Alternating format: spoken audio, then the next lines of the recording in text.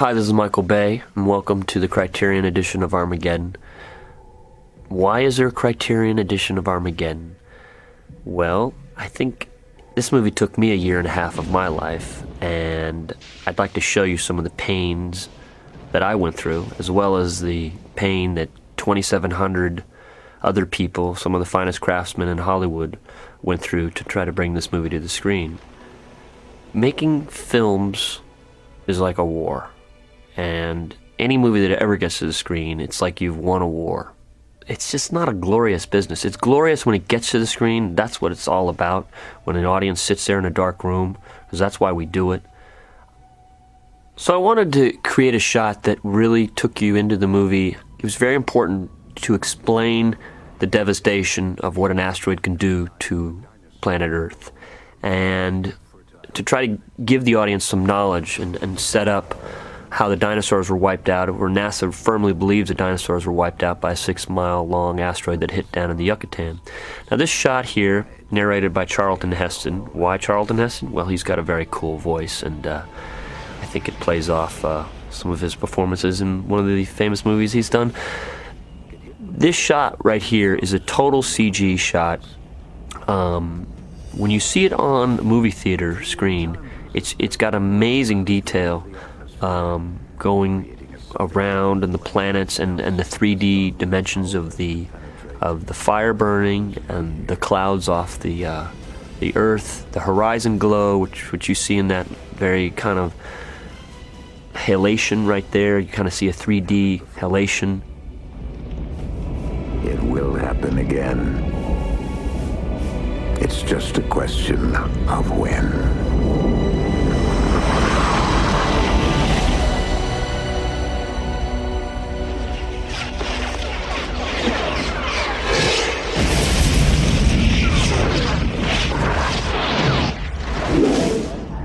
I was struck by these space books that showed pictures of Earth where you get this amazing blue glow, which astronauts say is the most striking thing about being in space, is this amazing blue glow.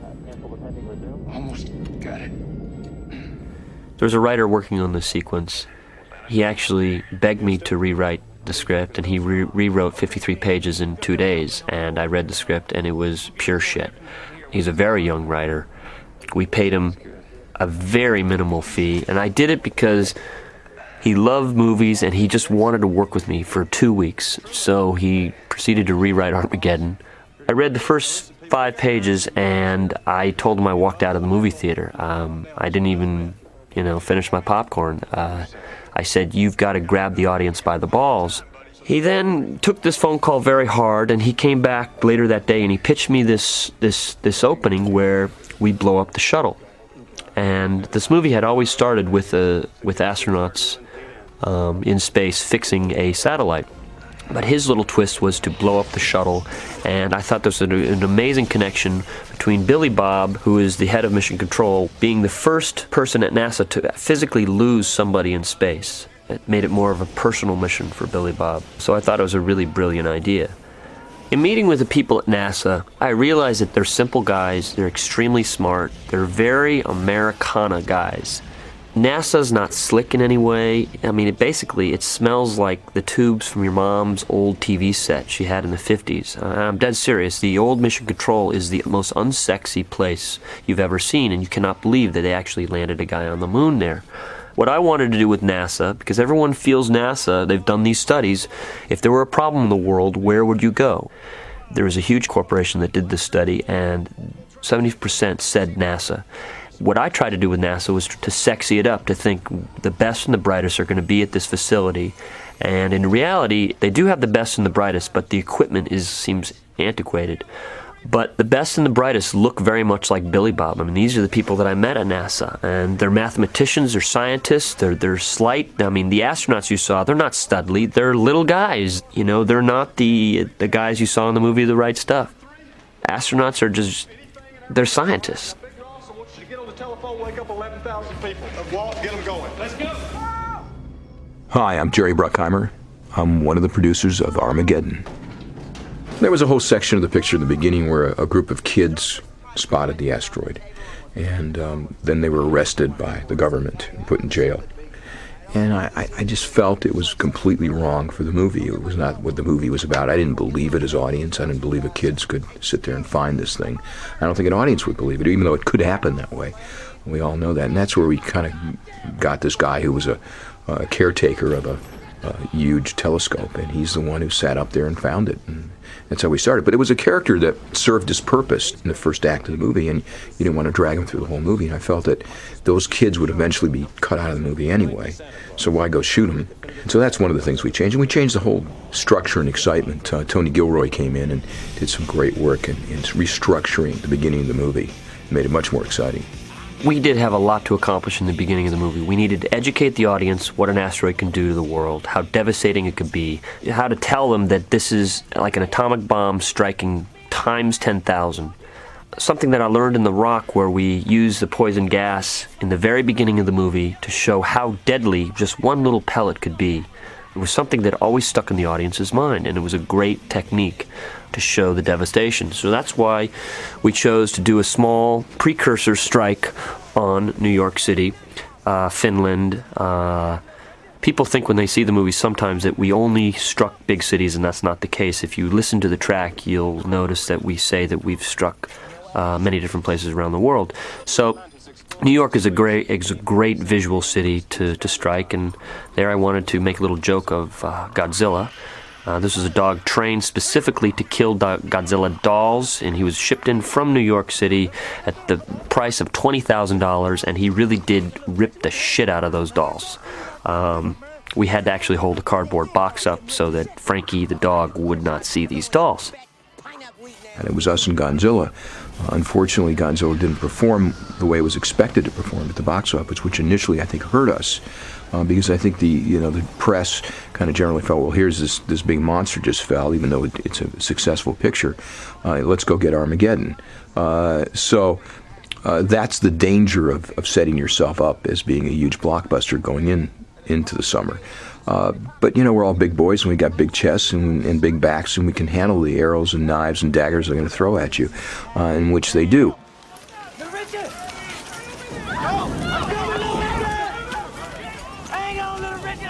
You never kill a dog. You must learn that as a filmmaker. Never, ever kill a dog or kids. It's just a rule. Somebody dial 911! My screen's full. They're all over the place. Bogies are breaching the atmosphere from Finland down the North American seaboard.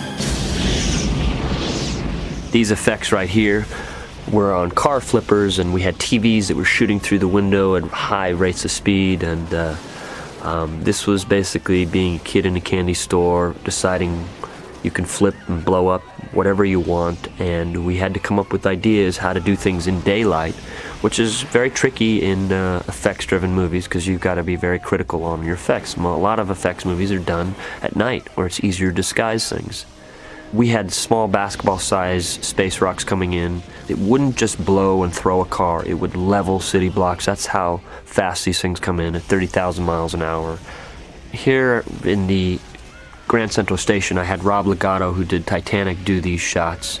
This was a model that was 16 feet wide, and there were photographs of Grand Central Station with green screen people, and there were a lot of very dangerous stunts done here, and these are people around flying cars, and we invented a flipper system that was quite accurate, and I was able to put people in very close proximity to these cars.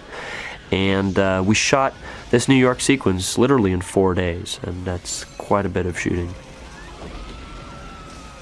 I've always been a fast shooting director, and this is a model shot of the Chrysler Building falling towards us with people coming towards us, and major digital work done on that shot with model work. I'm the type of director who doesn't like effects, and that's why I was on these effects guys from day one. I've tried to make this as believable and as real as possible. I think sometimes bad effects really take you out of the movie. That's why we did a lot of physical effects in the New York section. Physical effects are things that have real fire, real explosions, cars flipping and flying through the air. Figure that out right now. When we know, you'll know.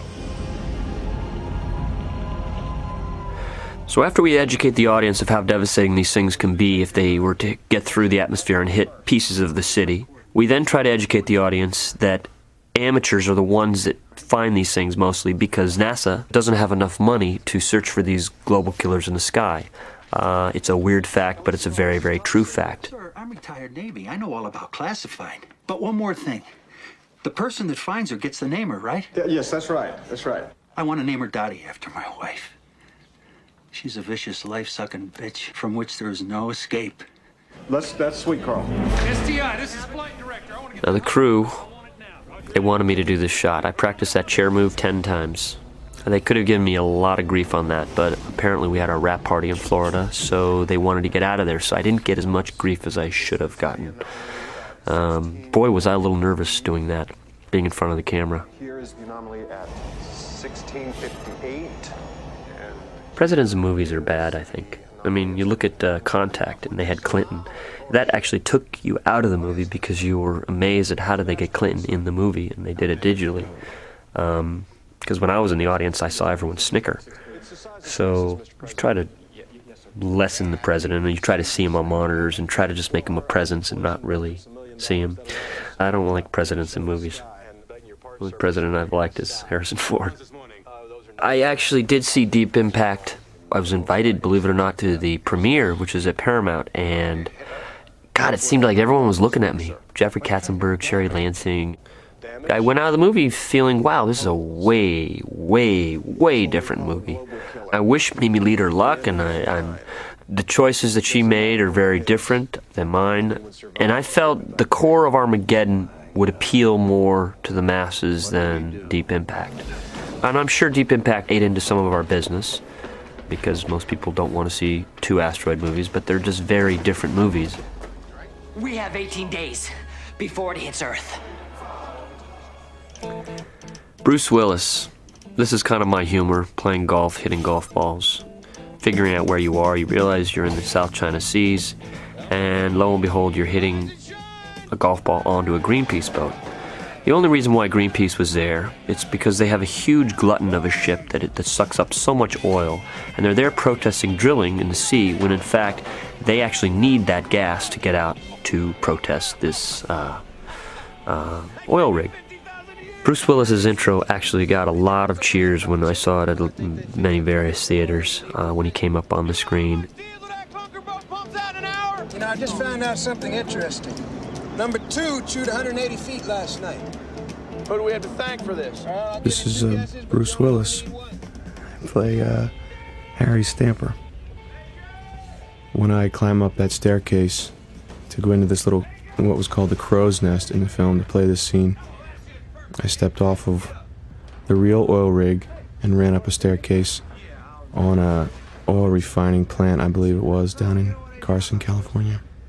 Hi, I'm Ben Affleck. This is where I first come into the movie.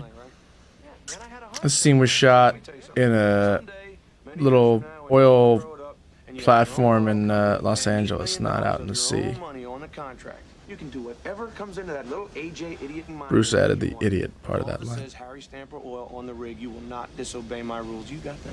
Yeah, I do got it. Right now I need to hear 5 words from you. I had to loop almost the entire scene because these steam things that you see in the background, inexplicably spewing steam, were on this audio for my line, so I had to loop it all, which was kind of a drag. I screwed up. I'm a little edgy. Michael always liked that I'm a little edgy. It's so brief, and it goes to show you that Bay pays attention to like the littlest, tiniest things. I don't think anyone who saw the movie noticed the I'm a little edgy line, but every time I see Michael, he's like, "How you doing? Are you edgy?" What would Harry do?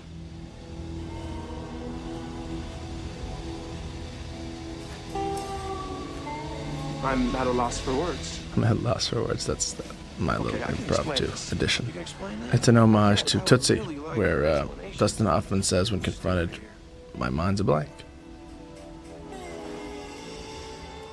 The relationship between Bruce and Ben at first was a little tense. Everyone was trying to feel their way, and ended up Bruce and Ben became very good friends. It was intimidating initially, you know. It was the guy from Die Hard. And Bruce was actually a really, really nice guy. He liked hanging out with everybody. He made all the actors feel comfortable. He could have been really intimidating and difficult, but instead he was just, it was, you know, sweet. He's a regular guy's guy, and just, I had a lot of fun. He was really, really nice, you know, and he was really cool. For 30 years, I questioned the need for NASA. Today, we're going to give them the answer. This oil rig where we shot, off the coast of Galveston, 125 miles off the coast. We helicoptered in every day. The crew stayed there for 4 days, and it's extremely rare to ever be allowed to be shooting on an oil rig that's active. These rigs are worth $400 million. They're extremely sophisticated. They're dangerous. Because we were having oil drillers save the world, we somehow were able to convince some very nice people to let us use their rig. An interesting location. We had to fly roughly 2.5 hours each way every day to get back and forth to the oil rig, unless you chose to spend the night there, which a couple of the actors did, but most people flew back and forth every day. It was interesting. I've never been on an oil rig, never had any call to be on an oil rig. This is all, like, there's this little tiny pissant oil place down, like, in Long Beach, and that's where we shot some of the stuff. But then anytime you can see water is a rig shot. Cuts together pretty seamlessly, I have to say, for something that I thought would look like total hokum. Put the gun down, you're acting insane! Now, honey, go get some clothes on and get out of the way. You can't control my life! Fine. Clothes, now! It's movies like this where the people are sort of yelling and a lot of these gags, all this stuff ends up being largely ad-lib. I mean, Michael would say, like, just, okay, Ben, get in your underwear and get at the top of the tower and just sit. Look, this is me. This is actually me. Ready? Watch. Look, see, that's me. He would say, just say some stuff and yell and, like, you know, right here. I had him work out. We paid for a set of $20,000 of pearly white teeth. Ben's going to hate that story. I always like low shots that kind of come right under your chin, just make you a little bit heroic, and he kind of had these baby teeth. So I told Jerry Bruckheimer, I said, God, he's got these baby teeth, Jerry, I don't know what to do. Jerry used a very famous star in a plane movie that he replaced teeth with. So he says, we did it to him, why not do it to Ben? So my dentist had Ben sitting in a dentist chair for a week, 8 hours a day. Anyway, this is where the country feller tells all the NASA boys some good old down-home NASA science logic. Now take a look at this here asteroid there. Well, I reckon that there asteroid's coming to hit us. Yeah, I suppose so.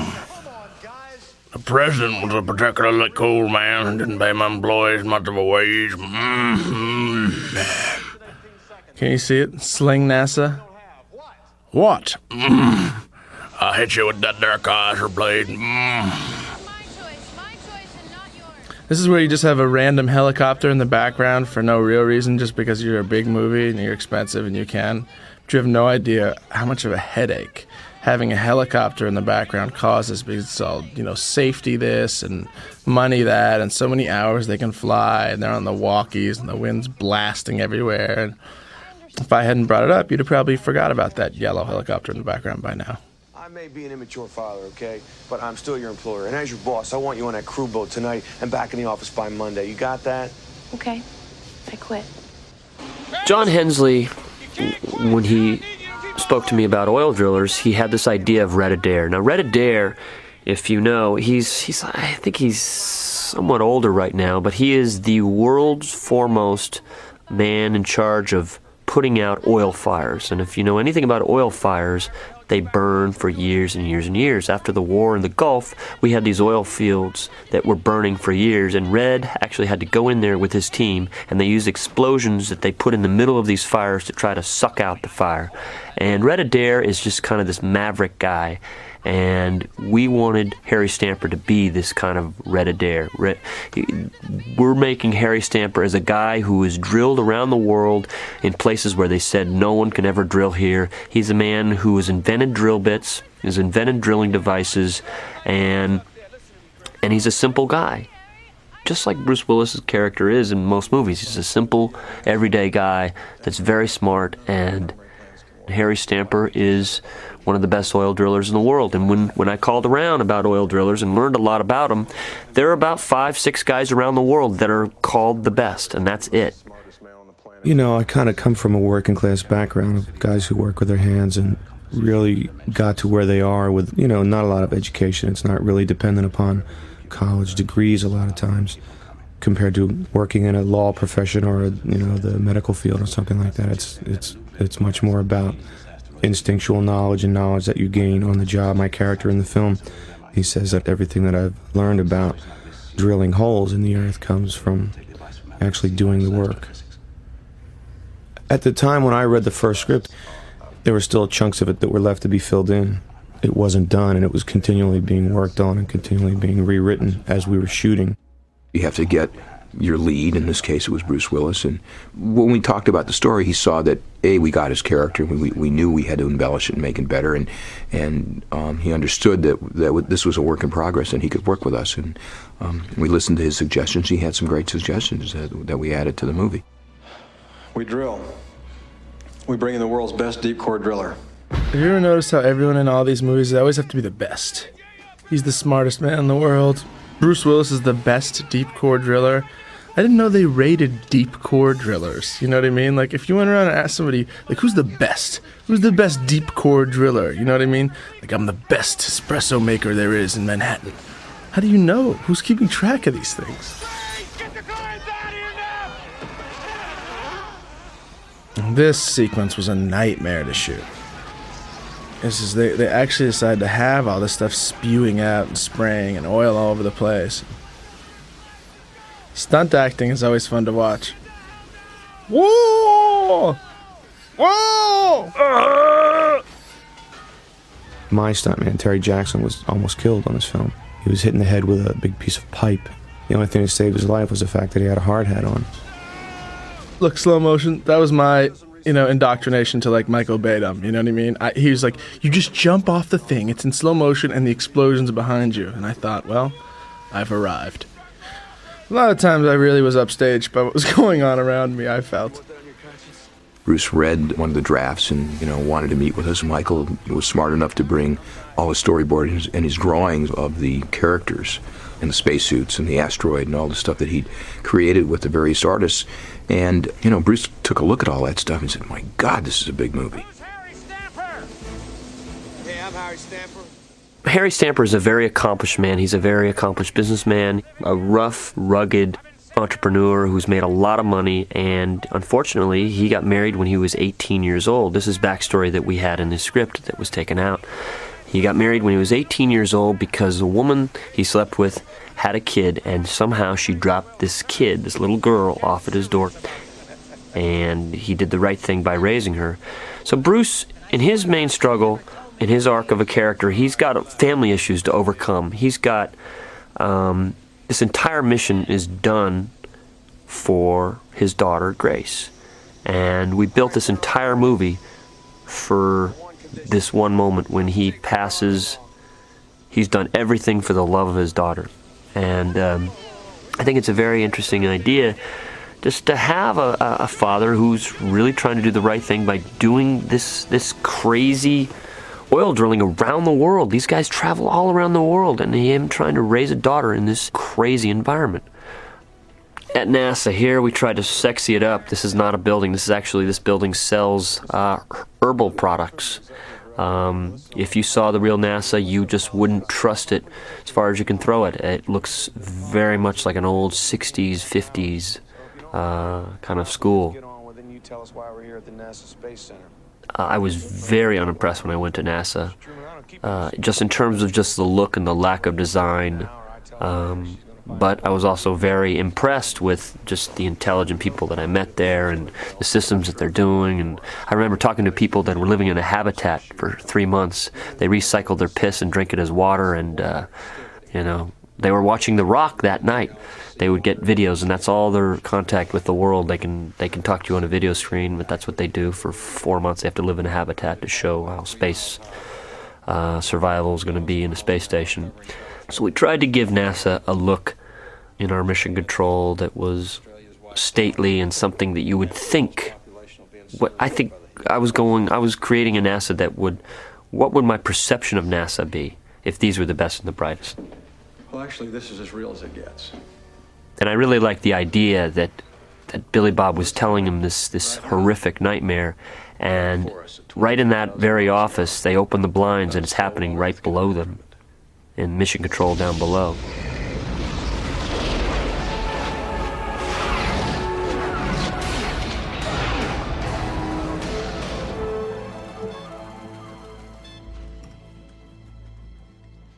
Bruce Willis character was not written for anybody specific. It was written, I was thinking possibly like a Sean Connery. Bruce was always in my mind, but I'm thinking, oh, he's not available. Maybe he's a little too young for the part. And then I met real oil drillers, and they were right around Bruce's age. Rioting, mass religious hysteria. The only problem with having Bruce is we had to age Bruce slightly, and we had to make the backstory happen when Bruce was about 18, when he had this daughter. But I think Bruce was a great choice for this, because he's got that everyday man quality. That's the thing that makes this movie fun. It's the everyday guy given the opportunity to save the world or just sit back and watch it end. That's what makes this movie fun and entertaining. And let's face it, this isn't brain surgery, this movie. This is pure entertainment. I asked Michael why it was easier to train oil drillers to become astronauts than it was to train astronauts to become oil drillers, and he told me to shut the fuck up. So that was the end of that talk. He was like, Ben, just shut up, okay? This is a real plan, all right? I was like, you mean it's a real plan at NASA to train oil drillers? He was like, just shut your mouth. See, here's where we demonstrate that, because Bruce is going to tell the guys that they did a bad job of building the drill tank. He did a piss. See, he's a salt-of-the-earth guy. And the NASA nerdonauts don't understand his salt-of-the-earth ways, his rough-and-tumble ways. Yeah, that's right. Well, that's because your cans are all... Like, somehow they can build rocket ships, but they don't understand, like, what makes a good tranny. We've had them training for 8 months solid now. 8 whole months? Well, pretty much, yeah. Oh, gee whiz. Like 8 whole months, as if that's not enough time to learn how to drill a hole. But in a week, we're going to learn how to be astronauts. Oh, 1 whole week? Now you know how to fly into space? I need my guys. Why do you need them? They're the best. Everyone's the best. Why are they the best? I don't know. They just are. I'm only the best because I work with the best. If you don't trust the men you're working with, you're as good as dead. If you want to send these boys into space, fine. I'm sure they'll make good astronauts. But they don't know jack about drilling. I mean, this is a little bit of a logic stretch, let's face it. They don't know jack about drilling. How hard can it be? Aim the drill at the ground and turn it on. You think it's just drilling a hole? There's a lot you gotta know about. And when you're gonna snap off an edge in a tranny on a corner of a hot pipe, and you're gonna get a gas pocket. Like, yeah, well, what about when the booster rockets don't fire and your EVA suit and your zero gravity, Didn't you see Apollo 13, boy? Yeah. Oh, Jesus. Damn it. There was some criticism that I made NASA look dumb in certain places. In fact, if you heard some of these asteroid theories of what they are thinking of doing, it just sounds asinine if there were to have a real global killer coming. It's just NASA doesn't spend a lot of time, and they don't have a lot of money to work on devices that can stop these global killers, but they have a lot of crazy theories. And drilling into an asteroid is a real theory that they've got. As a kid, those were my heroes, the guys that were on the moon. I mean, I grew up with the Vietnam War as a kid, seeing the body count, thinking I'm going to have to go to war, and then I had the astronauts. And that's one of the things that really inspired me to do this movie. No, Mrs. Curleen, it's Harry Stamper. You see Bear, you tell him Harry's looking for him. The notion of the ensemble, I mean, the ensemble element of the movie, is from the sort of Dirty Dozen model. You know what I mean? A gang of sort of rough and tumble everyday guys like that are needed to do a job. It was a nice change for me working with an ensemble cast like we had in Armageddon. A couple actors I've worked with before, and a bunch of new actors that I got to meet and work with and become friends with on this film. All really funny guys. My strongest memory of now, after I guess 6-8 months after we shot the film, was how much we laughed every day and just try to keep cracking each other up. You might want to start with every bar in New Orleans. That is a big, shiny mountain. It's still Bruce is the star, and it's Bruce's movie, but more so than most of these movies, they went against type in a sense that they did try to at least have kind of limited storylines for each of the few main ensemble players. Steve Buscemi's character, Will Patton's character, Michael Duncan's character, my character. Owen's got stuff. You know what I mean? To try to develop a thing where you care about a bunch of people and sort of hold your interest. Mr. Chick Chapel at the craps table. That dice shot was a rip-off shot that I came up with the Adrian Lyne Indecent Proposal. I was hired for a week to do second unit photography in Vegas, and I remember finding myself on a craps table with a little skateboard camera and a little mirror that was able to get my camera inches away from large overscale dice. You know, hey, if I invented it and I put it in Adrian's movie, I got to put it in my movie. On your way, Jay. Well, you know, being in business for yourself has its advantages. Make my own hours. Nobody shoots me in the leg. We had a lot to do every day. There weren't any days where you said, "Oh, like today we have to do 6 setups." It wasn't like that. It was a lot of work every day, and they had been shooting for a month by the time I got there. Big nuts, including the phrase "big nuts," was questionable because it's PG-13, and if I were referring to big nuts as in big testicles, then that wouldn't be PG-13. But the argument was posed and accepted that I could be talking about lug nuts, ostensibly. 5 words I want to hear from you right now. Those words are, AJ, I really look up to you. You've been a hero of mine for a long time. And Grease, you had to be constantly swathed in grease in this film.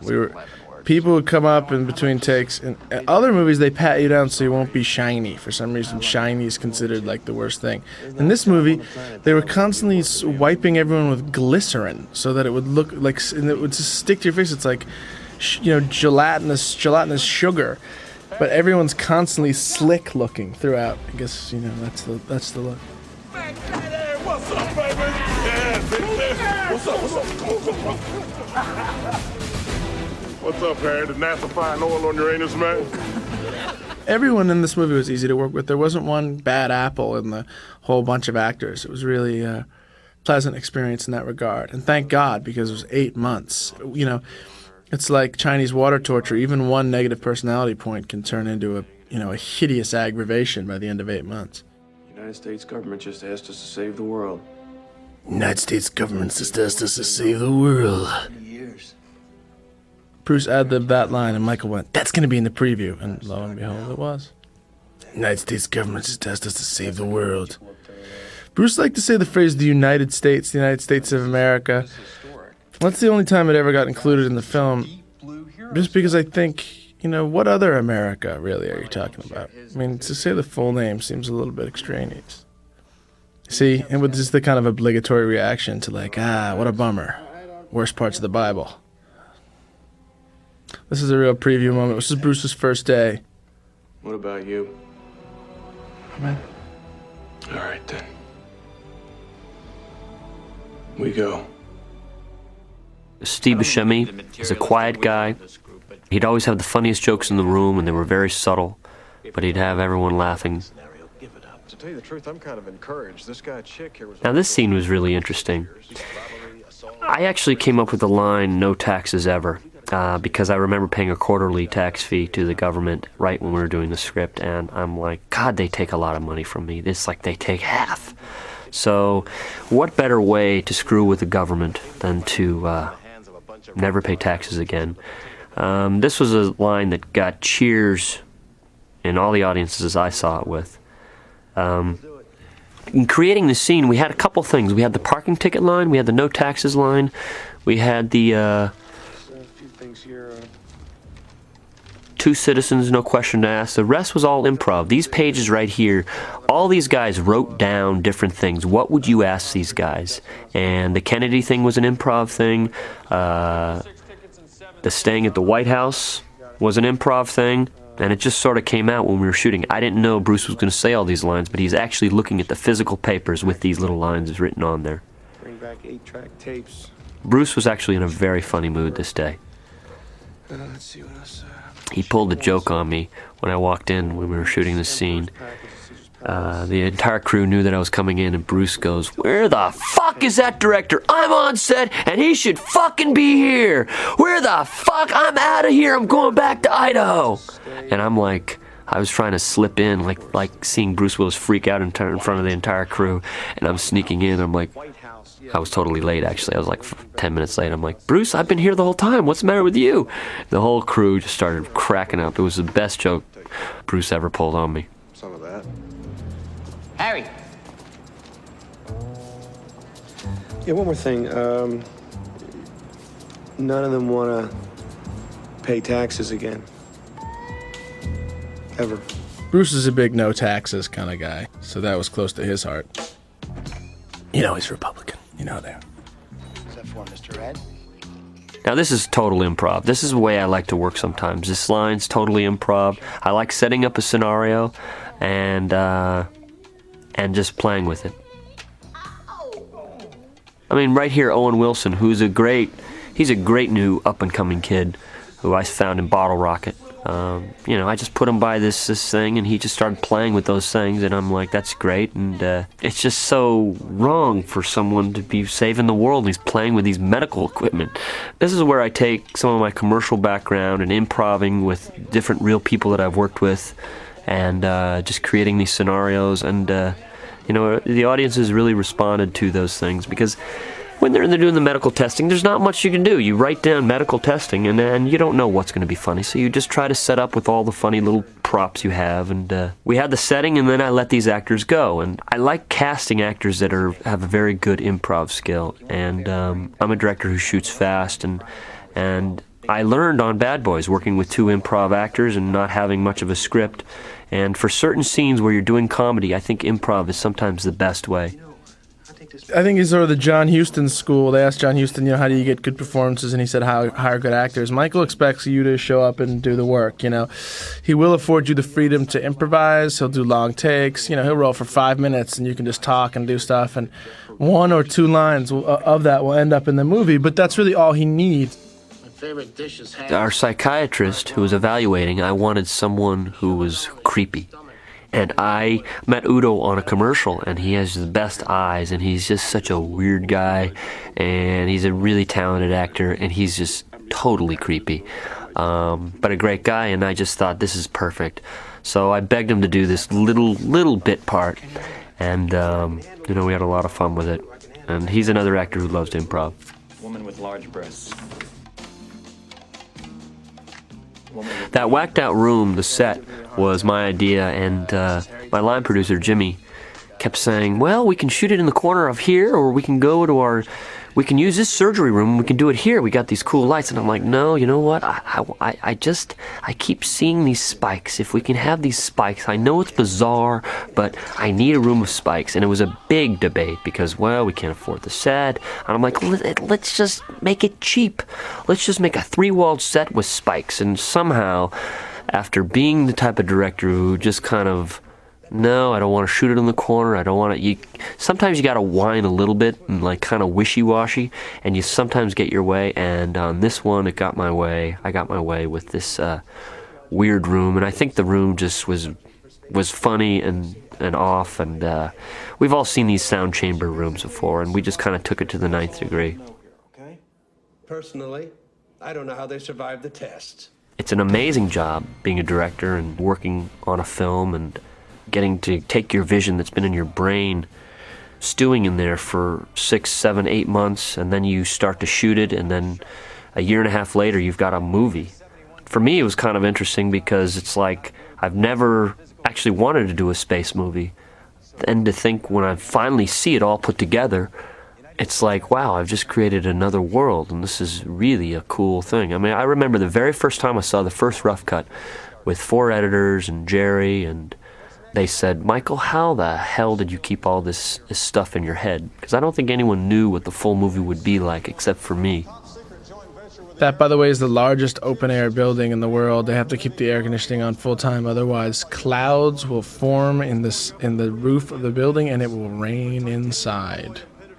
NASA's full of, like, bizarre kind of geophysical things like that. We're like, you know, if we didn't keep the AC on, it'd rain in here. You mean you're a rocket scientist? That's right, son. Gruber and Halsey will supervise the nuclear ordinance. Anyway, I just thought you guys should meet.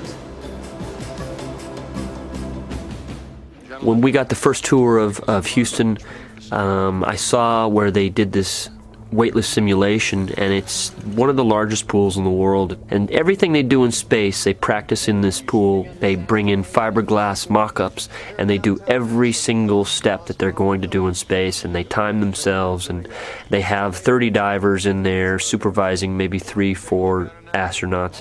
So they make sure that they don't use any muscles to kick off or push themselves, so they have a true weightless environment. Going in there, I said, this is the coolest place, we have to shoot here. They go, we don't shoot here, this is the neutral buoyancy tank. We just don't do that. And I'm like, but we've got to, no one's ever seen this, it's never been shot before. And they go, well, that's just not going to happen. So NASA was very standoffish at first. And the more we ingratiated ourselves, the more, I guess, firepower we got from going very high up at the Air Force.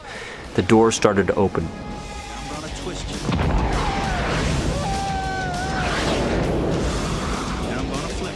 I mean, that footage is pretty phenomenal. These planes are pretty incredible.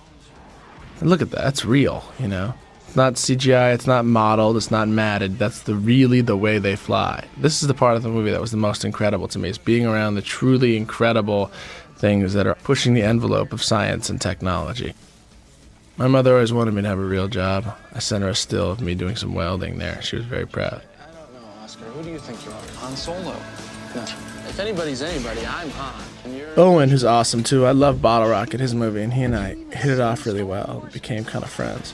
We ended up coming up with the idea for that little scene about, you know, comparing ourselves to Star Wars characters, which got included in the film later. Here is the vacuum chamber at NASA. They obviously wouldn't be doing this in the vacuum chamber, but I'd rather not stage this in a classroom, and I'd rather stage this in a vacuum chamber. They actually could be in their spacesuits in this vacuum chamber. Vacuum chamber simulates space. They don't simulate zero gravity, but they simulate no oxygen. And what they do in this chamber is they test satellites in there, and they heat it up with one side and they freeze it on the other side, just so you get the idea of what it is to be in deep space, that cold, and just having sunlight on one side. You know, the most important thing we had to do is get government clearance, and that was, you know, of course, very difficult. And it's an enormous amount of just talking to both the Defense Department and the Air Force and then the people at NASA, and it's a whole process you go through, and we started that immediately. Met with them and told them what we're going to do, and I think they liked the story. It made NASA look good. We had a meeting with the Air Force, and they gave us a number of suggestions that they felt would grease the wheels to get the approval. Some of them we agreed with, some we didn't. It was kind of a contentious at the end of it that I wasn't going to yield on certain things as far as what they wanted to do, because, you know, we're here to entertain audiences, and we know what works at a certain place and what works for characterization. In the end, they agreed with it, and when they saw the movie, they stood up and applauded. So it worked out great for everybody. And the fact that we worked on Top Gun in the past and certainly didn't hurt the Navy's reputation. They felt that we weren't going to do anything to hurt NASA's reputation. And what we did is we hired one of their top astronauts, ex-astronaut Joe Allen, and an ex-future thinker for them, Ivan Becky, and they worked with us on the script, and they added the verisimilitude that made NASA very comfortable. They don't want their employees to be characterized as anything but what they do. They're professional, they're smart, and they get the job done. And that's how they want to be portrayed, which is accurate. When the asteroid passes by the moon. I reckon these here aeroplanes will take off and go around the moon here. I reckon my mama liked what Jesse Dixon was doing to her. What? No. Yeah, I remember this one. It's where the coyote sat his ass down in a slingshot and he strapped himself to an Acme rocket. Is that what we're doing here? There's the often heard but never seen in actual practice theory about slingshotting, using planets to speed you up somehow. I'm not sure how that exactly works, but it's become kind of part of the vernacular. So you can just say, well, we'll be slingshotting around the moon, and everybody nods as if like, oh yeah, well, of course you will. Debris will be cleared by the moon's gravity, and you'll land right here. That's it. We got separate landing sites for each team. Softest parts of the rock as we can figure. At NASA, we don't take chances. We double up on everything. First team that hits 800 feet wins. Now, this rock is big, it's dense, it's got some gravity. You can walk around, but use your thrusters so you can work easier. Okay, now, this line was added after we did some test screenings about gravity, because people, believe it or not, they have their own theories on gravity. and I watched a lot of space movies, and you kind of have to set up the rules for your audience of what your space is going to be like. Because you can't leave it up to the audience, because everyone's got a different theory about gravity, relativity, oxygen in space, this in space.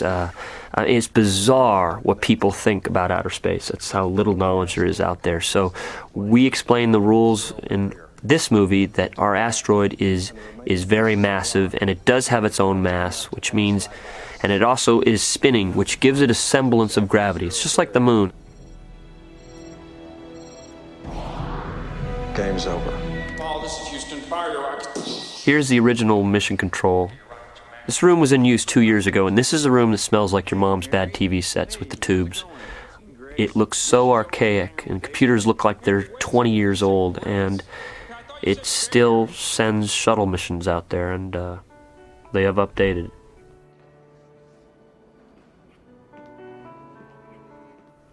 Here in the Saturn V rocket engines, we had to get the Smithsonian to grant us permission to have a couple making out. I'm sure they'd never gotten this request before. Never mind how we climbed up in there. It's not important, and you don't need to know about it. We just got up in the rocket thing, okay? Meanwhile, while shooting this sort of sensual, erotic scene, we were constantly on the verge of falling 15, 20 feet to our deaths. So we had various, spotters underneath us, which kind of took away some of the romance.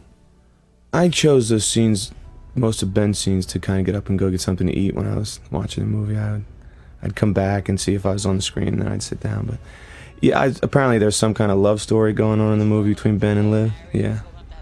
Just kidding. Liv was the biggest struggle to get her in the picture. I felt that after seeing the picture she did with Tom Hanks, she was an enormous star and had such honesty in her performance and such emotion in her face that I really wanted her to do this picture, and we offered it to her 5 times before she committed. And I think what helped her commit to the picture was the cast that was getting assembled while she was, being courted by getting Billy Bob and Ben and Bruce and a lot of actors that she respected, and kind of drew her into the process, that she saw we weren't just going to make a shoot 'em up. We were looking for really quality actors that would help her and surround her with people that you have to really be on the top of your game to act with. Also, I tried to make her feel comfortable that scenes that she was uncomfortable with, that she was in, that we try to get rewritten, which we did. Robert Towne came in and worked on a scene for her and made it much better. And we added that Scott Rosenberg came in on the Animal Crackers scene and wrote that for her and for Ben. So we brought in the best talent that money can buy to give these actors words and emotion that they could play on screen, and that's so important. So here's our Armadillo. We built this vehicle. It's 18 feet wide. It is 21 feet long. It's a Humvee chassis. It can actually drive 35 miles an hour. It was an amazing piece of equipment to build because the front wheels can turn and the back wheels can turn so that it can kind of crab in a way.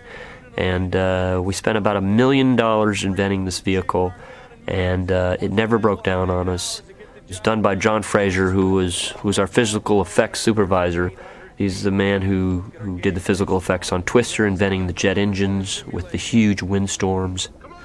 Bruce Willis and Ben Affleck were the first civilians ever to be in spacesuits, those $2 million spacesuits, to go underwater in that tank. And we had 20 minutes with Bruce and 20 minutes with Ben, and it was pretty amazing with 30 divers. And I felt like a flight air traffic controller directing, where it was totally quiet up top and I had everyone down below. I'm saying Bruce and Ben only got to go in the tank. Now, what you're seeing here is you're seeing Big Mike, you're seeing Steve Buscemi, you're seeing Owen Wilson, you're seeing all these guys in the tank. But what it is, it's a very crude aquarium with some bubbles blowing in front of their face. I mean, if you would have seen how we shot this, you would have seen it looked like a bad student film.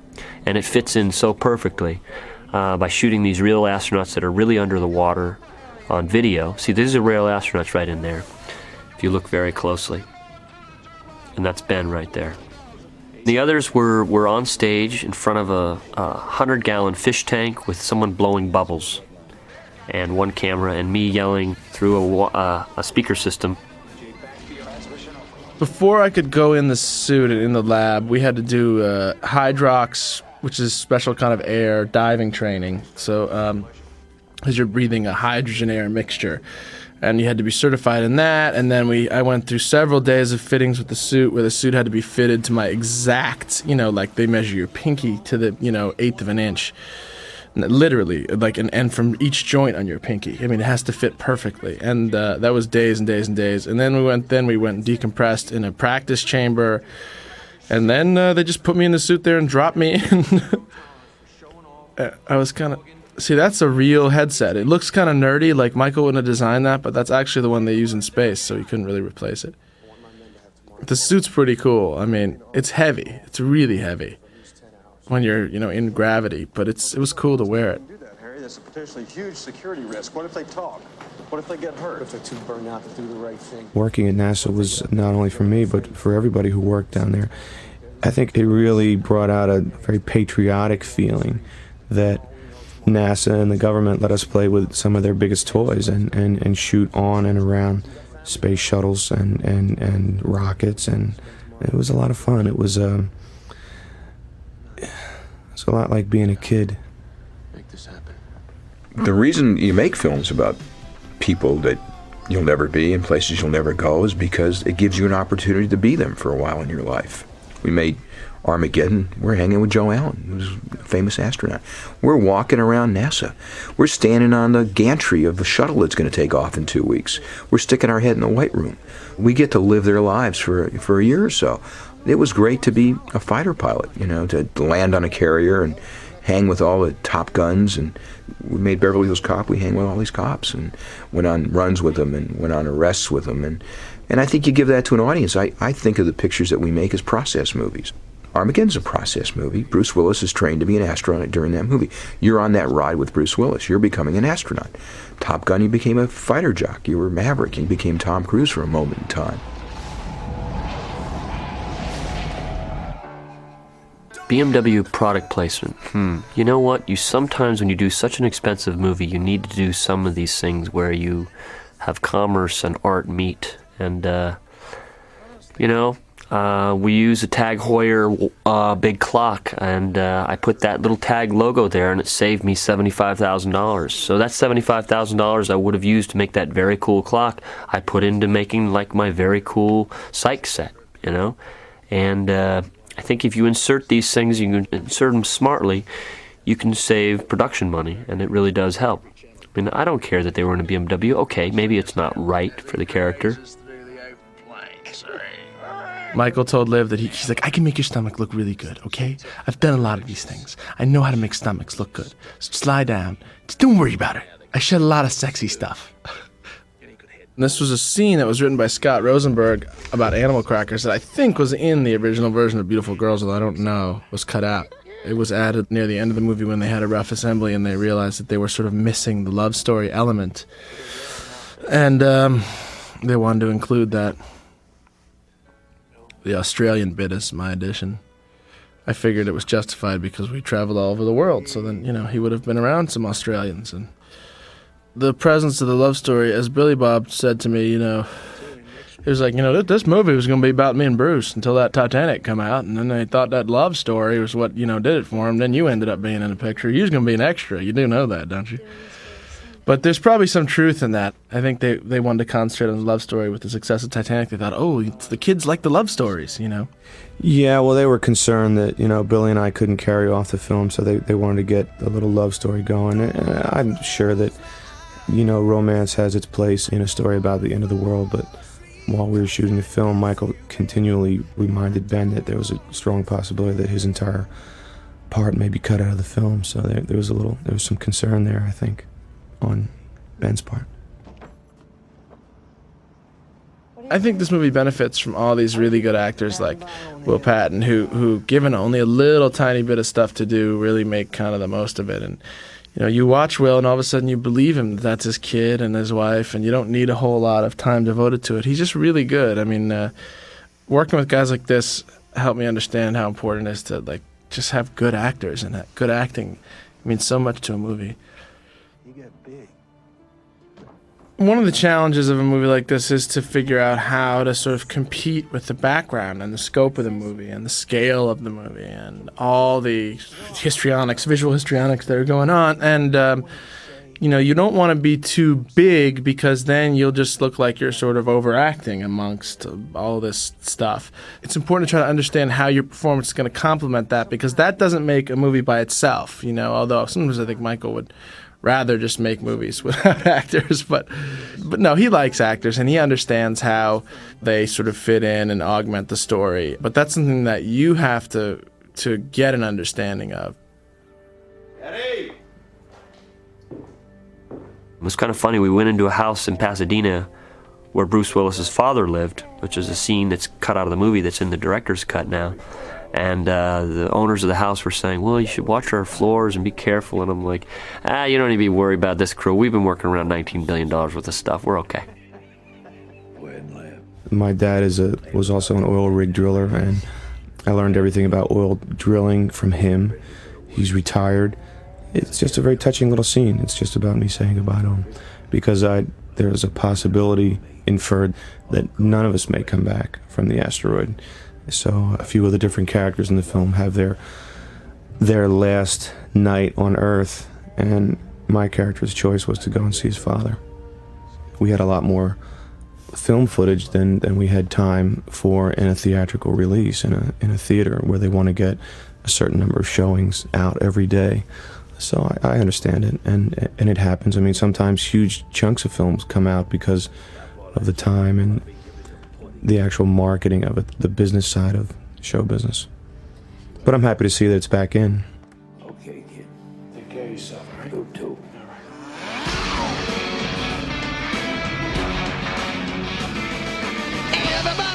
No, it's not a requirement in these movies to have a strip club. It is not a requirement, okay? Don't think that Jerry Bruckheimer requires another strip club in the scene. If I were ever to own a strip club, I guess this is what it would look like. This is the old LA theater. It's one of the what they call the old theaters designed in the 30s, the movie palaces, and we converted it into the strip club. Strip club just kind of felt right for Steve Buscemi. When I work on a movie, I envision the entire movie in my head. I mean, I play music and I write and I draw and then when you're making a movie, there are things that become better. There are things that you didn't envision.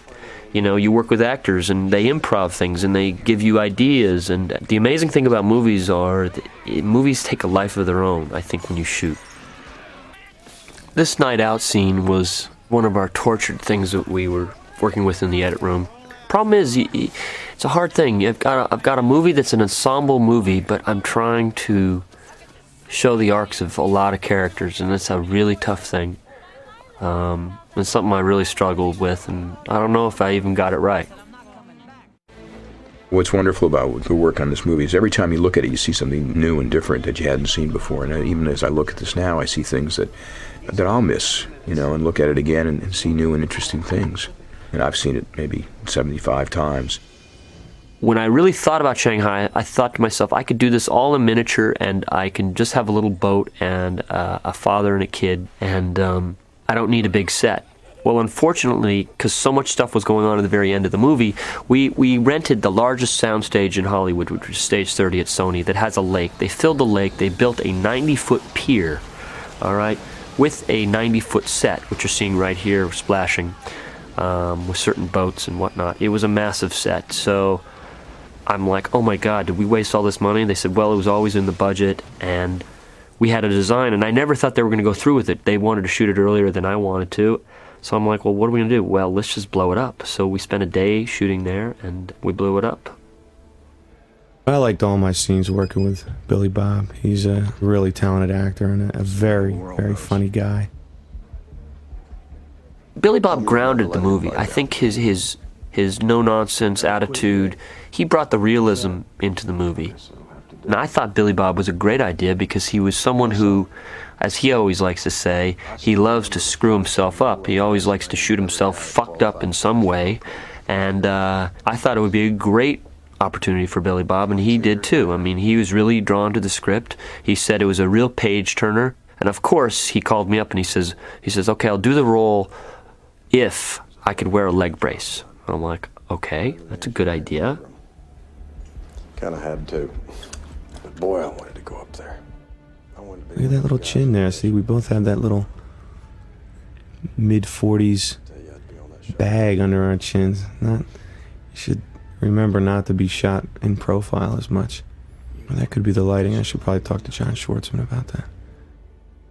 Now, this scene, there was something I really liked that got cut out, which I'm putting back in the director's cut for this edition. It's basically the two warriors admitting that they're both scared from this angle, right from the back. I think to have a hero that's humble and scared is a great idea, and somehow it was a fight that I lost. Jerry thought it was redundant information, and it was sort of an issue for time. There's certain fights that I will fight, and that one I just lost, and I never pushed it, but it's going back in this director's cut.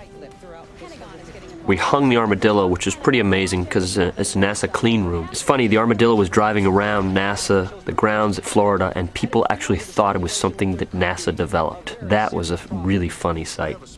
This is a crawler here. It goes 1 mile an hour. It actually carries the shuttles out, and that was a fake model shuttle that's sitting on top of it, where the image kind of melds in together.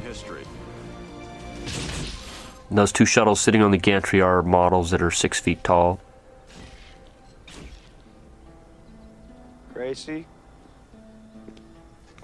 This location where Liv and Bruce are is Apollo 1. This is where we lost our first astronauts. When they flicked a switch, the switch set off an oxygen fire where the entire capsule caught on fire and the rocket blew up. This is kind of a memorial left to them. They really haven't done much with this site. And the Air Force owns this land, and so we did this scene right under this Apollo 1 site. I don't think many people know where it is. I just thought it was such a great location, and this plaque that you're actually going to see, it really kind of foreshadows what's going to happen to Bruce. He's a man that's going to be lost at the end of the movie, and he's standing now right under Apollo 1.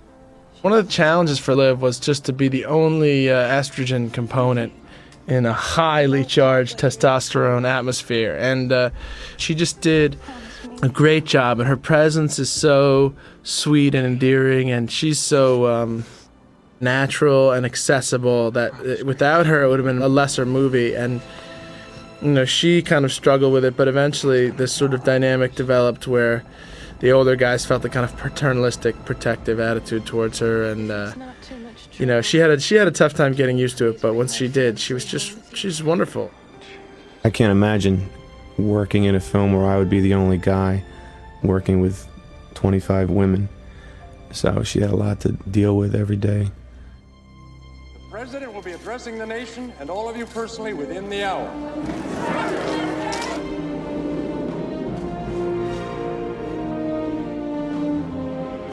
Here's where the movie starts to get serious, and we've got the vacuum chamber where I found this. This is another vacuum chamber that I found. This is not how they get dressed. They do get dressed in a clean room, but the clean room's just a little too ugly. This is a little more of a stylized way. What you're seeing here, the helicopters, is something they really do. They have SWAT teams that fly along with astronauts convoying out. For some reason, they're worried about terrorists.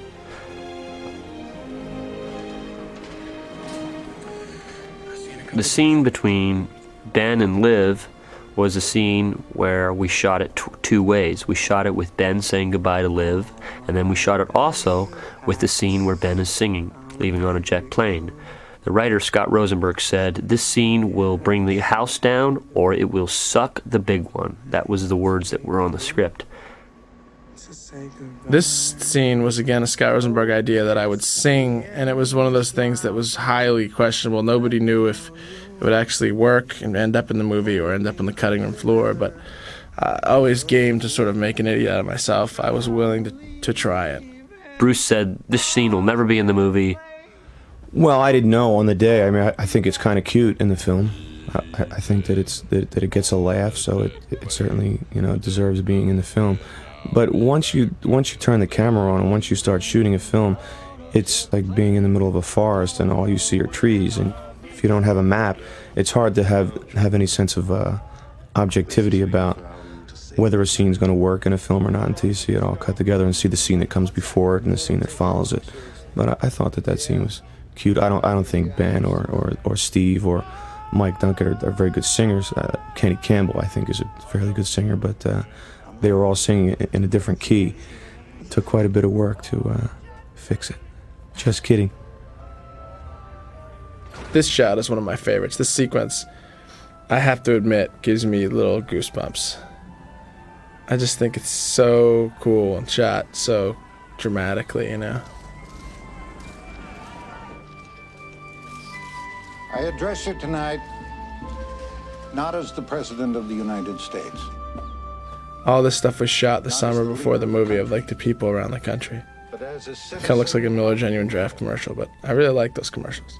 We shot these Americana bits actually in July. I went to Texas, and then when I went to France for Cannes Film Festival, I actually went to a couple places in France, and then I went to a place in Istanbul, Turkey, and we shot some other images to help fill out the world look.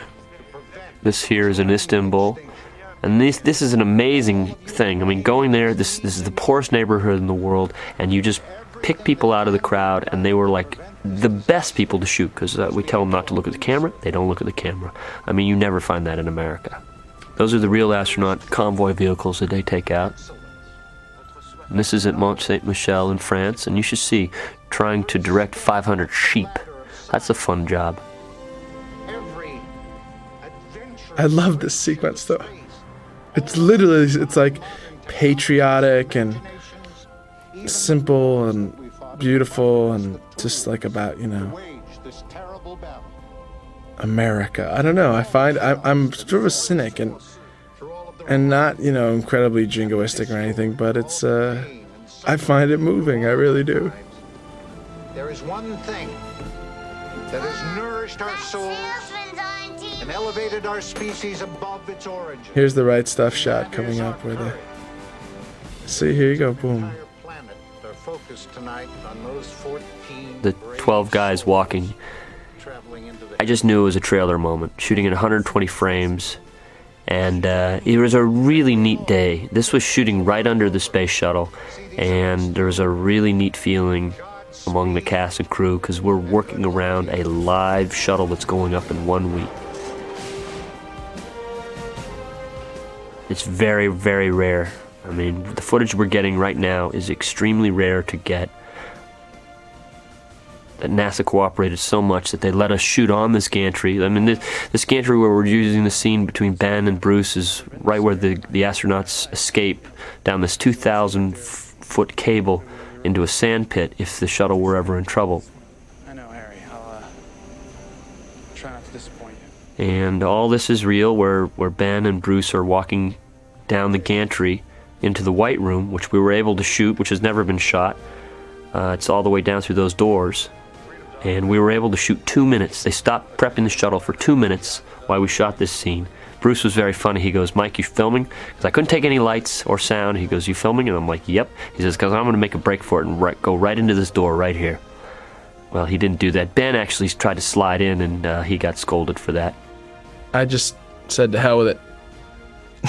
Got onto the Space Shuttle Columbia just because I figured I'd never have another opportunity. And there was a guy in like a big clean suit in there who was like, "Sir, please leave the space shuttle." Being in the actual location helps your performance enormously because there's no need to sort of manufacture the kind of awestruck amazement and the sense of majesty and of the enormity of the scope of the movie because it's all there for you. It's much more difficult when you're sitting looking at a green screen than it is when you're actually standing under the gantry of a space shuttle. I can't really figure it out. Will you make mine really tight? We were around some very, very big toys in the world. I mean, from a $400 million oil rig to $6 billion shuttles and $2 billion B-2 bombers. Someone did a inventory of all the equipment we were around shooting around, and it came up to the neighborhood of $19 billion worth of equipment. Go flight, Ava. Go flight. Capcom Freedom. Go flight. Capcom Independence. Go flight. All right, ladies and gentlemen, it's pucker time. And this night launch, which they filmed way ahead of time, was incredible to watch. And then there were several more launches while we were down at Cape Kennedy. And we got a chance to watch them from the closer vantage point, and it was just amazing. Watching this movie actually brings back a lot of mostly memories of being in Florida, which was kind of the most interesting time. It was a lot of fun. Most movies, you show up at some relatively dull location and it's kind of like, whoa, where's the movie theater in this town and is there a decent bookstore? But with this location, it was like a life experience to sort of be there. It's the kind of thing you would, the ultimate field trip, the kind of thing you'd never get the chance to do otherwise. Our first cooperation with NASA started with a day launch, shuttle launch, and we shot it with 12 cameras. It's so sensitive shooting around the space shuttle that you have to tape and tether everything. And if we were to drop a pen from the gantry while we were shooting, they would scrub the launch. That's how serious they are about the safety of that shuttle. You're dealing around a $6 billion piece of equipment and sitting on a fuel tank that's the size of a large bomb.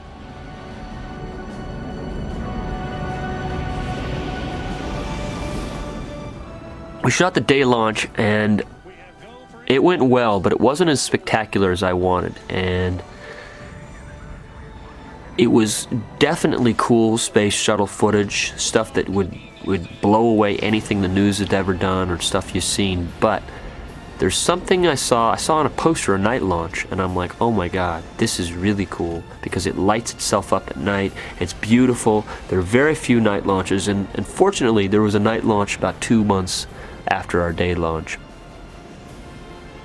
It was really nice during the course of the filming that he would show us the effects even as they were being built and inserted in, because then you could get a sense of what was happening, what you were supposed to be reacting to, and it just made you feel like it was a real movie. You get to see, like, even when they're temporary, they look like kind of pencil drawings, as they're being animated and stuff. It makes a big difference, to feel like, because you feel so foolish just sitting in some chair shaking, you know what I mean, going like, well, how intense is the shake?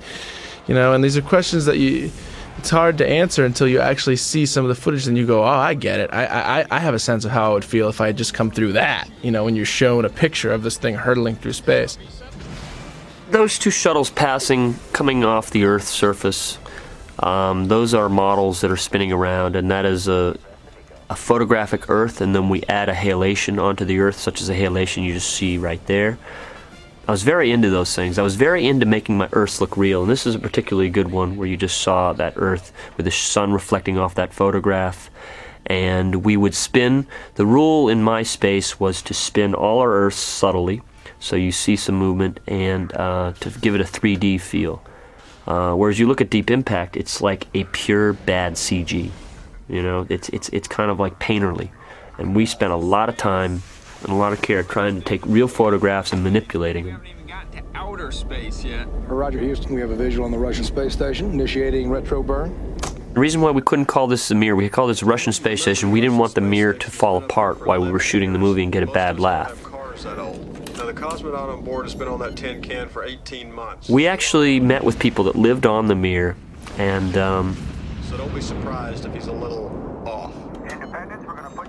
the astronauts that lived on the Mir call it the glove box of an old car. You can put something in there and lose it forever. The Mir is stuffed with so much junk. There's mold growing on the walls.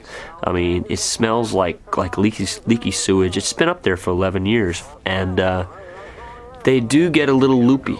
Initiate gravitational spin.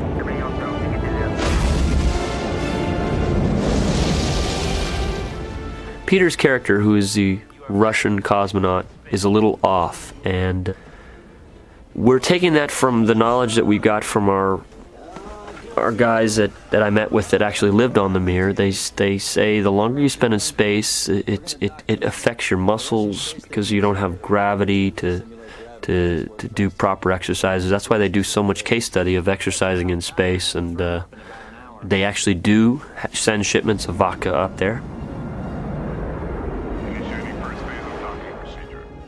A lot of the guys, actors, talk to Joe Allen about what's weightlessness like. We saw film and footage of it, and Joe Allen would just talk about like what did G-forces feel like, someone sitting on your chest, that kind of thing. It was the only link to reality that we had, really, was his experience, so it was very valuable. And Joe Allen was always there, sort of advising us, and a lot of times she'd be like, Michael, that wouldn't really necessarily happen. And Mike was like, Joe Allen, doesn't matter. Okay, all right. Joe Allen was a big part of this movie, and keeping, some semblance of realism in terms of the way NASA works. He was integral in that process. And this is our Mir space station. Now, this is an extremely hard scene because it's like if you kind of watch The Third Man, the one with all the tunnels, you start realizing that all tunnels look the same and you can build the same tunnel. I mean, I actually learned that in The Rock, and I don't know why I didn't reuse that tunnel theory in this one, because this set is it's so similar in every direction. And as you can see, when that one shot where it's panning through all three tubes, this being the longest where Peter's going down, which was like about 300 feet, goes way down. You get very confused in this scene. And in ways I like that, because I like being in an action scene where you do get somewhat confused and you don't know every single answer that's going on. Because if I were in a space station that were in the process of ripping itself up, you're not going to know everything that's going on, and I like confusion at times. But this was particularly hard to tell where the characters were in the scene. It took so much cutting, so much cutting, so much cutting, so much recutting. I don't know if we ever nailed it. There were thoughts of even lopping this entire scene out.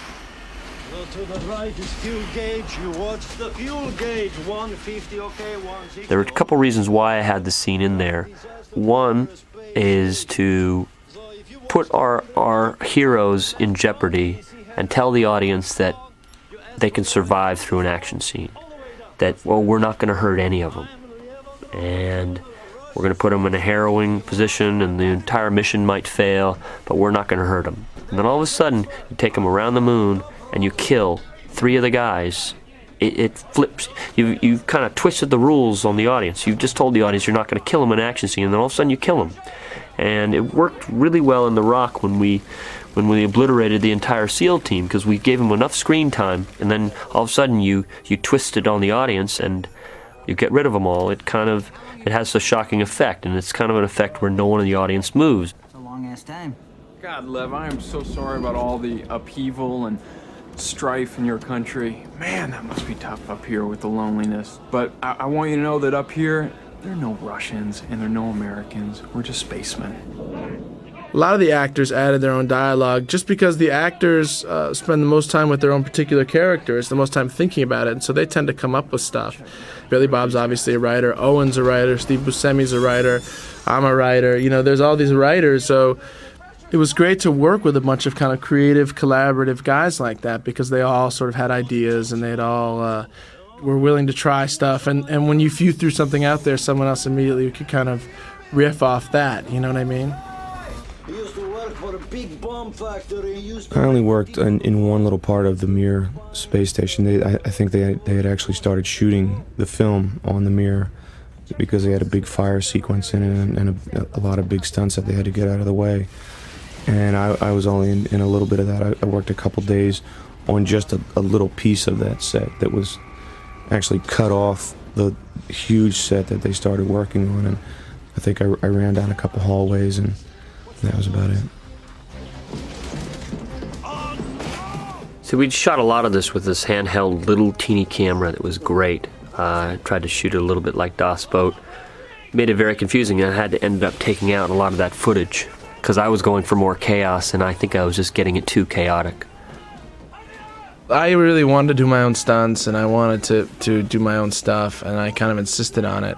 And this sequence was the sequence that really cured me of that desire. There's a moment later where I'm crawling up the column here as it explodes, and there was an actual fireball that went by my head, and that is not a horizontal set made to look vertical. It was actually vertically built 70 feet in the air on that ladder. So I climbed up the ladder, and they lit a fireball off behind me, and I can not even describe that sensation except to say that it feels like there's a fireball right behind you. It's scary, and after that I thought, you know what, maybe I just won't do my own stunts. Maybe I'll leave it to the professionals, because it really is kind of risky. I mean, it's controlled and all that stuff, but it's a little bit frightening. Michael really wants actors to do their own stunts, but I kept insisting on, like, you know, making it bigger and doing my own stuff and having it be more flashy because I think I wanted to prove how brave I was or something, or how I could do these action movies. And I think it made him a little nervous. I think he thought that this guy maybe has a screw loose or something. I had to resort to this locator device because after all else had failed with the editing process, we had to tell the audience the shape of the Mir space station, and we had to show locators of where they were actually going to.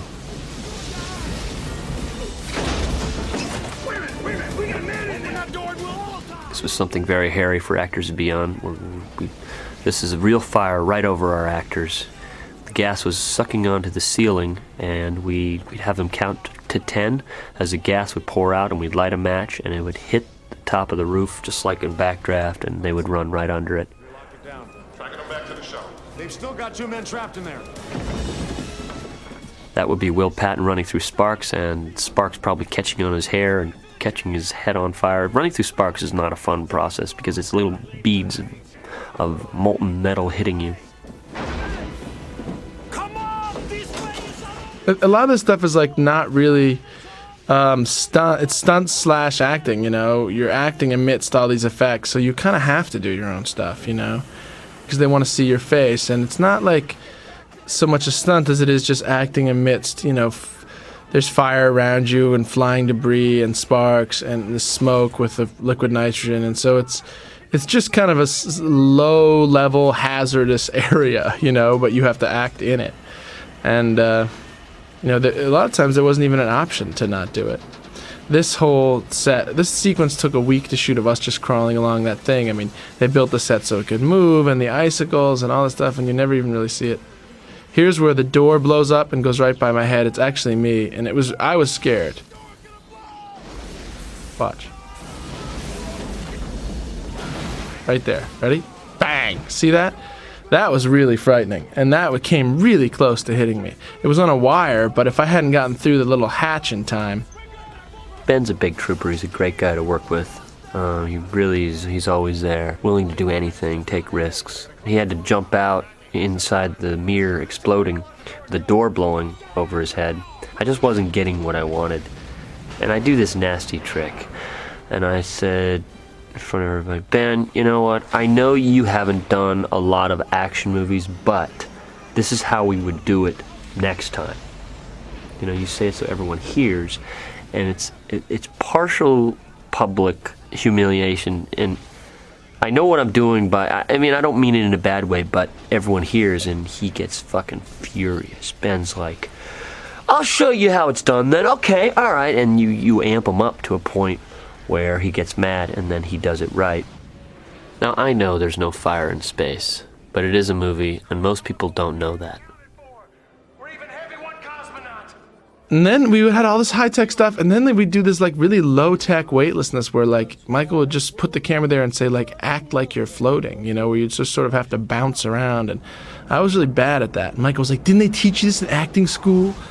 And I said, no, Michael, you know, they don't teach weightless mime at acting school, you know. It was like we'd go from this big-budget movie to this kind of, like, Roger Corman, real low-rent style where I was like, well, I mean, I could shoot this movie in my house with a video camera with my brother. Like, act weightless. We're in space, you know. It was really had, like, there were times where you thought, like, wait a minute, this is just a sci-fi B movie. But then, you know, they'd blow something up and we'd see the space shuttle, and then you thought, oh, okay, it's not a B movie. I actually resorted in doing the visual effects to personally meeting with every single computer artist that was working on the show. And I would sit down with them. I would have meetings in the editing process every single day. I actually talked to Cameron. I said, how do you arrange to do editing as well as deal with the visual effects? Because it's like a full-time job dealing with visual effects. And he says you have 2 meetings a day. You do one at 12 o'clock to 1 o'clock, and then you do one at 7 or 7 to 8. CG's come so far, but my biggest thing is to make sure that the light is right. That's what gives away CG, is the shadows aren't right and the quality of light is wrong. It's a hard thing because I'm someone who likes to shoot all my second unit, but I'm trusting all these people to carry out my vision. when they were placing cameras around the models of when they were blowing up or ripping apart, they would place them farther away than I wanted them. I wanted everything so close to be in your face, like those two rocket ships just passing us. I mean, it's scraping by the camera. That's just the way I see the world, and I had to train everyone to try to see the world like I see the world. All this interior stuff within the shuttle was actually on a gimbal that was shaking these guys quite violently. A gimbal is a device, I mean, it's like, take the Disneyland Star Tours, that's on a gimbal. It's like a hydraulic device. It goes forward, back, side, it kind of shake. It's just a very advanced type of hydraulic platform that can move quite rapidly, almost make it like a car wreck.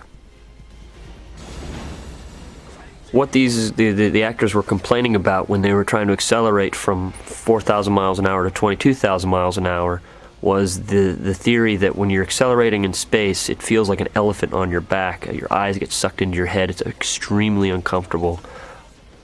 You don't lose consciousness like you would in a jet fighter because there's no gravity, but it's the astronauts say that it's an intense pressure on your body. It makes a 300-pound weight on your arm. All right. Welcome back, team. We have visual of the target, Houston.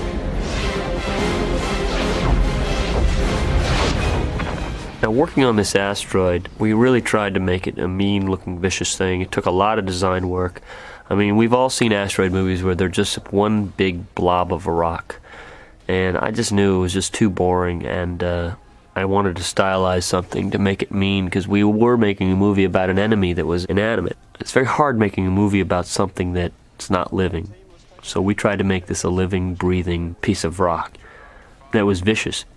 One of the things that DreamQuest invented for this asteroid was 3D gases that actually can move around our shuttles. It's the first time it's ever been used, where they had these colored gases that we took from Hubble photographs of star being born. And they had these iridescent greens and blues, and we tried to emulate some of those. You know, this movie has, 250 special effects shots. I think the most I've ever done in my career is about 80, and that might have been Crimson Tide. And we had some in The Rock. But this for me, was a great learning process on what you can do and what you can't do, and there's very little you can't do. All you need is a checkbook, and figure out a way to do it. But each shot was pre-designed. Scrutinized by Michael, and he kept going through. He had these guys in there every single day to embellish them and make them better. And what's interesting about effects is the layers you can add to them. There's so many passes you can put through the computer, so you can add shadows and steam and light and flares and all the things that we designed and Michael implemented in a lot of these shots to make them look real, movement, and they got better and better and better. It was just a rock, just a chunk that sat out there before. And then we started adding the color and the steam and all the things, the movement that Michael added, and then it really became something very interesting. And also the spaceships themselves, as they developed and made more computer passes, they also took enormous shape. From the crash landing, which was before it was just an automatic.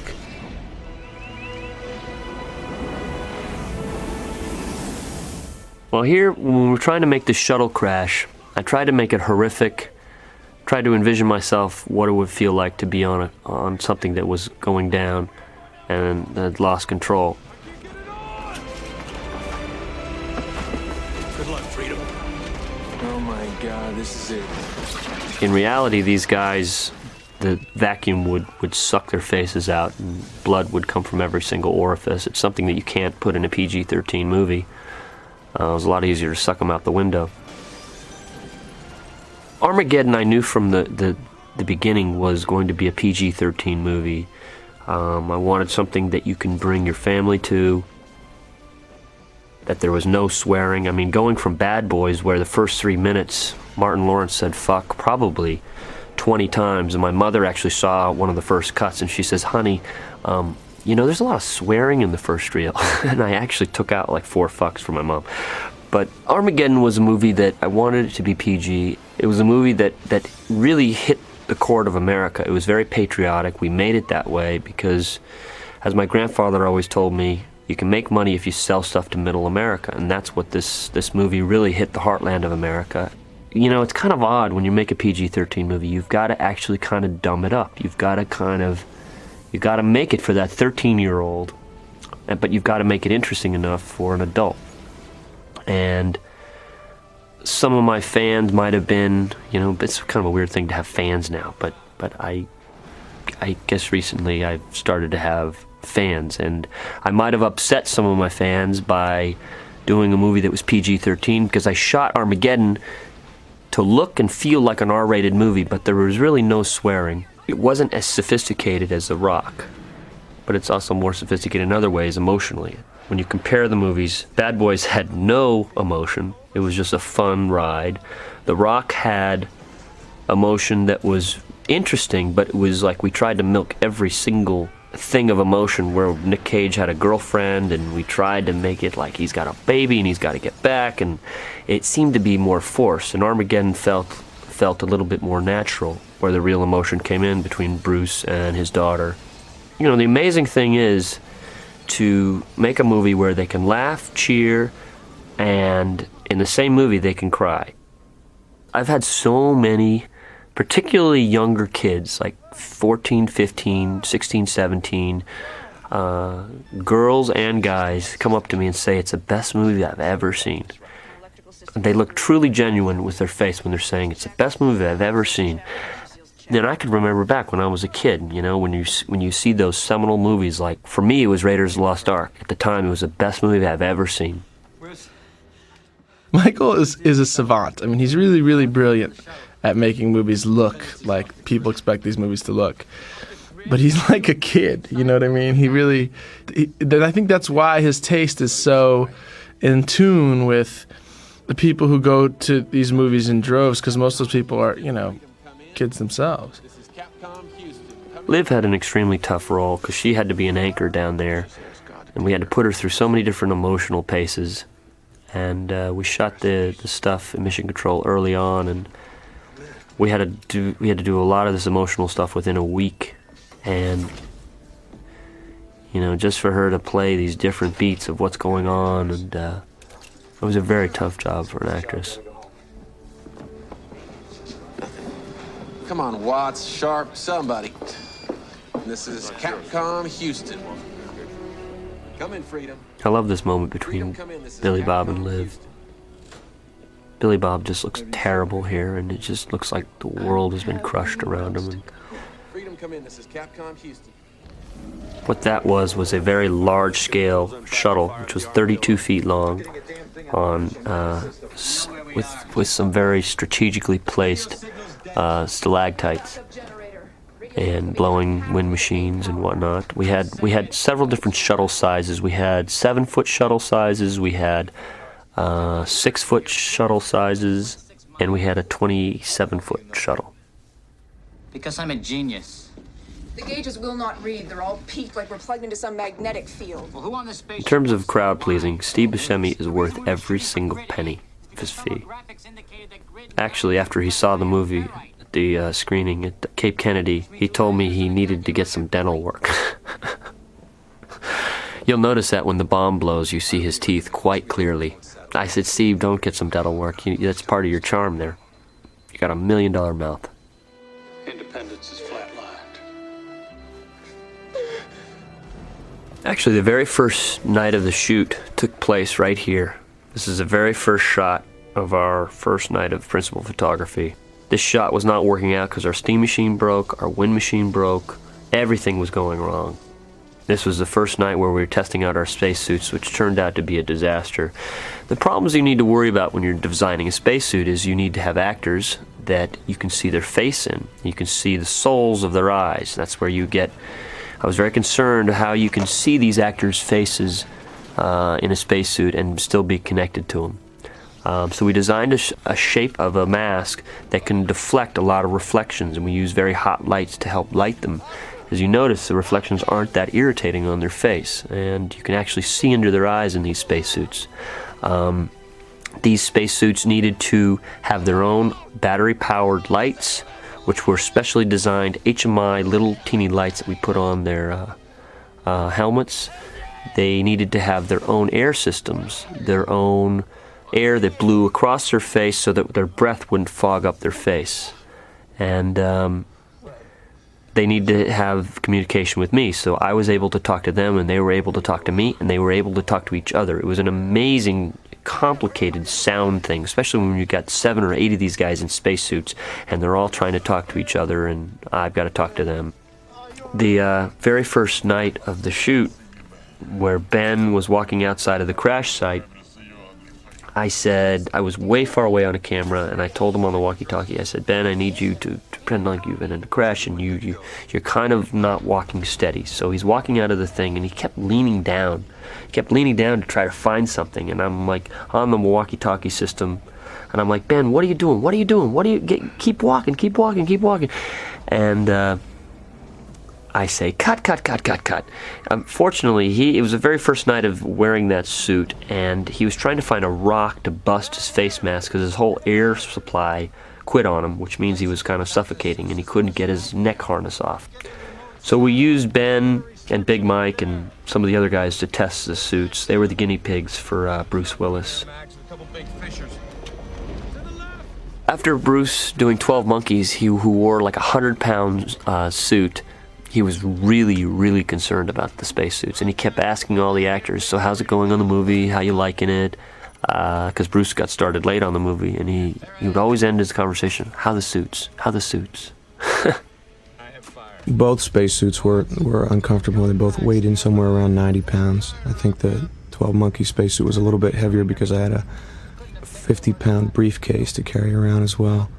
They weren't light, they were homemade and weighed much more than the actual NASA spacesuits did. Max, you good? Yeah, just making home. Turn around. I think the biggest nightmare of the entire shoot was 3 weeks before first day of principal photography. I went to see the spacesuits after I signed off on many drawings and samples and whatnot. And I went to see it for the first time, and I realized it looked like an Adidas jogging suit on a rack. That's where I almost killed myself, because if you don't have cool spacesuits, your entire movie is just screwed, bottom line. I mean, people have seen so many space movies, and if you have a lame spacesuit, it's like it's over. The image was so bad that day. I walk around the corner, and I see this woman painting a leather glove gray, and she had some rubber, like, sewn on to the knuckles. And I'm like, what is that? What is that? She goes, it's a space glove. I said, no, it's not. It looks like a gardening glove you're painting gray. It was a glove they bought at a gardening store, okay, and they were putting on rubber things. So right then and there, I called my line producer, Jimmy, and I said, Jimmy, we are so fucked. And Jimmy goes, Mike, we're not fucked. You're just saying that. I'm like, Jimmy, get down here, drop whatever you're doing right now, and get down here. We had a major problem with our spacesuit because our designer was French, and she had done things with Luc Besson, but they do things very differently in France. They're very more the artiste. This is not big American movie making, where if you don't have a spacesuit that works for a big fucking movie star, you are fucked. All right, I'm sorry for the language, but this is what goes through your mind, because your entire movie hinges on these suits.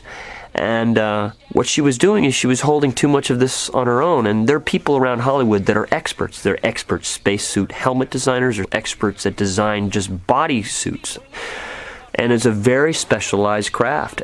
It was one of our major problem spots of the entire movie. And luckily, we got rid of it right before principal photography, but I think we must have spent $1.5 million on these spacesuits trying to design them. Now, people wonder, where does this gun come from? And there was a scene that got cut out of the movie. We call them debris eliminators. Okay, don't get mad at me, but reason why we had a gun, because remember, I'm doing a PG-13 movie. They had toys attached to this. Mattel told me that guns with trucks sell more toys. All right, now I know that's a very bad thing. I had to add some of these things for my younger audience, and using a gun, such as this scene, was one of them. We kind of don't know why it's there, but there was a scene that got cut out in the movie that explains why it's there.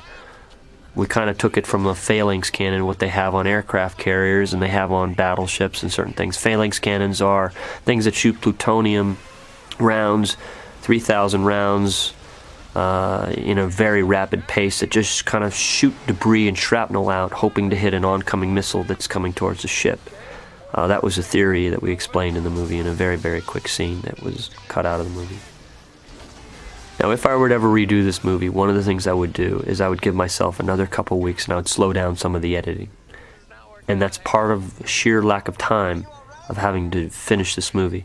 Such a massive movie to finish, we barely made the opening. We shot over 1 million feet of Kodak film, and when you shoot over 1 million feet, maybe a couple films a year shoot that number, you get a lovely gift basket from Kodak with like 6 bottles of Corbel. Now, why 6 bottles of Corbel champagne instead of like maybe 2 Dom Perignon champagne? I don't know, but that's what they give you. Now, the editing process was very hairy. I had 4 editors on, that sometimes went down to 3 and then 2. There are a couple reasons why I like multiple editors. One, you can go through a lot of footage quickly and you can see a lot of progress in the movie. 2, I like shifting scenes around. When certain editors come into problem spots and you shift it around to another editor, you can sometimes come up with different approaches. But for me, it's always the whole. It's always how do we tell the most effective story, and what sequences help you tell the most effective story. You know, what you try to do in Armageddon is you got to fall in love with these characters. You got to develop the characters. So, how much of that development can the picture stand when it's running? You know, at the time, maybe 3 hours. So you kind of have to look at each section of the movie and say, all right, what is not necessary to tell the story, or create the characters that you fall in love with, which is like character development. So if they don't have those elements in them, if they're not moving the plot along and they're not helping to move the character along or the character arc along, it doesn't belong in the movie. And you'll see that right away. I mean, when you look at the whole picture, you'll see, well, why are we doing this? What's this doing in here? And you start pulling things out. And that's where you have to sit with Michael, who might have spent a week on a sequence and has fallen in love with some of the shots and some of the things he did with it. But when you step back from it, you say, it's not moving anything along. What's it doing here? And that's where you have your arguments. And sometimes you win them, sometimes you don't. But at least it makes him aware of things that we might be indulgent. And we all get too close to things and can't see it anymore because we're standing there. Somebody will walk in the room, see it for the first time. He says, what's that red blot doing there? You say, what red blot? And it's sitting right there in the center. You never saw it because you've been staring at it too long. But a stranger will come in and say, get rid of it. And he might be right. Jerry Bruckheimer is really, really good at making these kinds of movies, and he's involved in all the elements of it that are sort of important. In specific, you know, he's very involved in casting. He's very involved in story development. And then he lets the directors shoot their movie. And then he gets involved again in the post-production process and in editing and in what parts of the movie are included and what aren't and what's missing and in testing the movies. He's very involved in being a go-between between the filmmaker and the studio. He has really good relationships with the people at the studio, and he's extremely proficient at marketing these kinds of movies and working tie-ins and stuff like that. Anyway, Jerry's very, very smart. He's been doing these movies for a long time. He's really good at it, and he has an innate understanding of what makes them work, and somehow understands more or less the kinds of movies that people want to see. He's got a real capacity for sort of sating the movie-going public's desire for, you know, large-scale entertainment in the summer, and it's he really is the best there is at what he does. Kind of like Bruce, and that Bruce is the best deep core driller. Jerry is the best big budget movie producer. He keeps the movies on budget. He keeps them under control. His movies never kind of spiral out of hand, you know. And that's something that people complain about these movies a lot. That's why making movies with him is a safer bet, because you know he's going to sort of keep track of it. What I got to worry about is the whole. Make sure it all has an arc to it. And we all get caught up and get very myopic and forget about the big picture sometimes. So it's my responsibility to make sure we're telling the story that we set out to tell. And if you see something going wrong, you see something that you feel creatively you can make better, you pull Michael aside and you say, wait, you know, if we did it this way or we did it that way, or if we change things, it might be better. That's not necessarily, he might not listen to you, but at least he's got another point of view, which is important. We all want different points of view. We all try to save each other from failure. Well, what is this?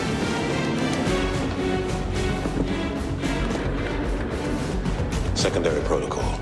The whole idea of secondary protocol came up when NASA launches a shuttle. They have a guy that sits on a kill switch. They have a guy that has his finger near a button where it's a self-destruct button.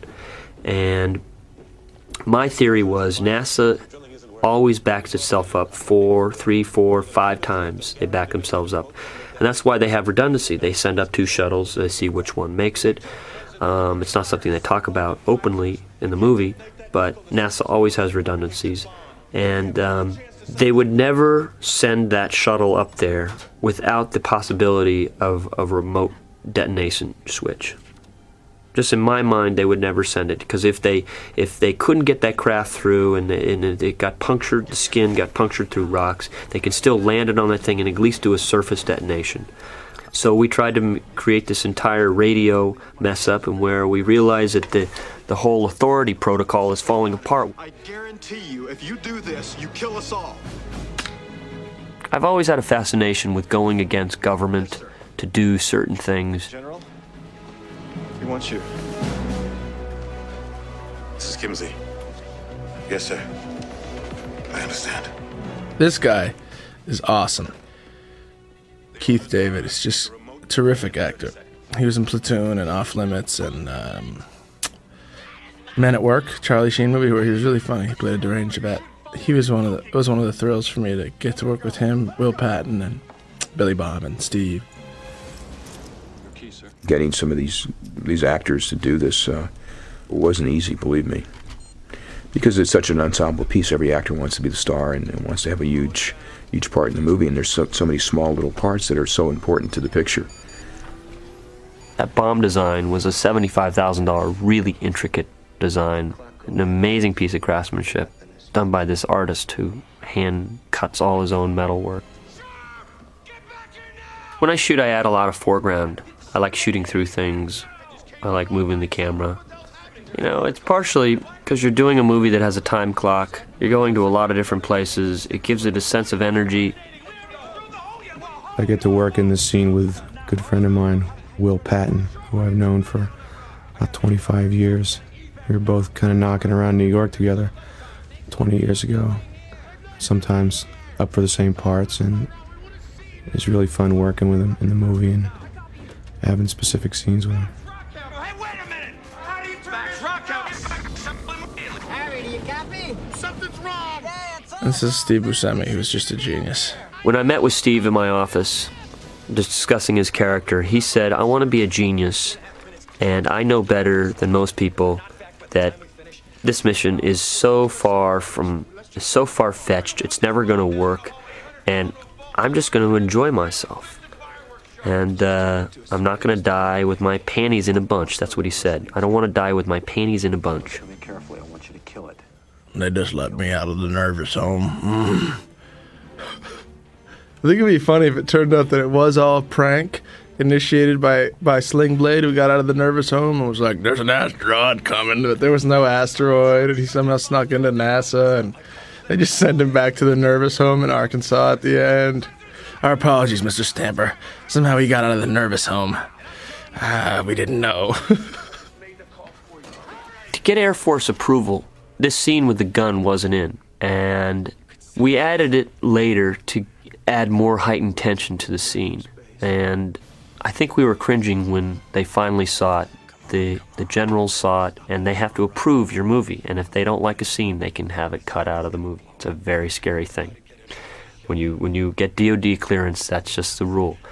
The Air Force would have objected to pulling a gun on Bruce and Bruce hitting him. You know, we did it respectful enough with the gun and having this secondary protocol, and he's there to protect a mission, that they let us slide with it. So had they objected, we'd have to revisit it. Not necessarily that we change it, but we certainly would have to put some caveats in it. But I think they were smart enough to understand it's about the whole, not the little individual scenes. And as long as you don't make them out as druggies or people who drink and show up drunk at work, I think that you're accurate in your assessment that they are professionals, and those are things that don't happen there. Shut up, Colonel. I'm talking now. It could start again. It might have been a warning. Had it not been that we had a group of terrific actors who all got along, it could have been a nightmare for Michael and myself. But as it turned out, they all really liked each other. Bruce became the gang leader of all of them. It was great because Bruce has got a great sense of humor, as does Ben. And when you have Steve Buscemi and the rest of the guys, they all somehow made fun of everything and had a good time doing it. Yet, it was very stressful and physically tough for them. They're reactivating the bomb. Coming back online, sir. Oh, jeez. William Fichtner here. When we were doing the scene, he was too calm, and I kept trying. He's such a calm New York actor. I kept getting mad at him. I'm William, we need more. You gotta give me more. You gotta get mad. You gotta get angry. You got the beep of the bomb going. It's like, I really had to rile him up to get as much. What we're doing here is we're taking the real military point of view, which was Bruce is saying right now. He says, we're 100,000 miles away, and no one knows what's going on but us. And that's exactly what an American military guy can do. If he's on his own in a jet fighter and he's lost communication and, he's allowed to take action on his own. There's a scene between Bill Fichtner and I that I thought was interesting, was more about the humanity of what was going on and about the mission. I like that scene. I mean, there are all the scenes where it's just about ordinary people behaving. I found those scenes to be more interesting than the special effects. I mean, special effects can only take a film so far, and then you have to really rely on the actors. I really like the scene. I like the intercutting in the scene. I like the tension in the scene. And it's weird because those clock things, we've done it 1,000,000 times in movies, but the clock works, I mean, that this bomb is not going to go off, but I've seen people cringe in the audience. They're biting their nails. I mean, it's just this thing in movies that sometimes works. Come on. Negative B. Ready? Good job. Doing good job. Track flipped. Hot's in. Better be go. Red or blue? When the shit hits the fan, I like to add comedy in little bits. It just seems to be, for these type of movies, it's just such the great icebreaker. You come from extreme tension to a laugh. And I think you get audiences on nervous laughter. God, it sucks up here. Sir, the clock has stopped at 3 seconds. Film is always a story, and you got to be a storyteller. And, when you look at Michael's commercial work, you'll see that each one is usually a little story, and there's always something that's uniquely interesting in his work. When I look for talent, and especially in a director, I'll look for something that I haven't seen before. Something that moves me in a visual way, in an emotional way, in a comedic way. And that's why I choose the Michael Bays and the Tony Scotts. Everything they do is unique. If Tony Scott had a kid with Jim Cameron, it would be Michael Bay, cinematically speaking. And he's very obviously involved in the visual aesthetic. He was an award-winning photographer. And he's got incredibly high standards for what sort of goes in his movie vis-a-vis the look of it. Left, do you see anything? No. Well, keep going. I'm not giving up. When I was a kid, I loved going to the movies that were more mature than I was able to understand, like The Poseidon Adventure. And then I think the movie that really affected me, like it affected so many people, was Jaws. I mean, it was amazing to be affected that much from a movie, to be living in Southern California and to not want to go in the water. Since then, I've seen sharks face to face, and it's okay.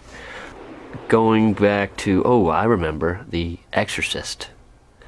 That was a night where I slept with my parents right in between my mom and dad because I was so terrified. Those are some of the movies that had some effects when I was a young kid. My visual style, I think it just developed when I was doing photography. When I shoot and I direct, I set up almost every single camera position. I'm very much involved in lighting and how I want it to look.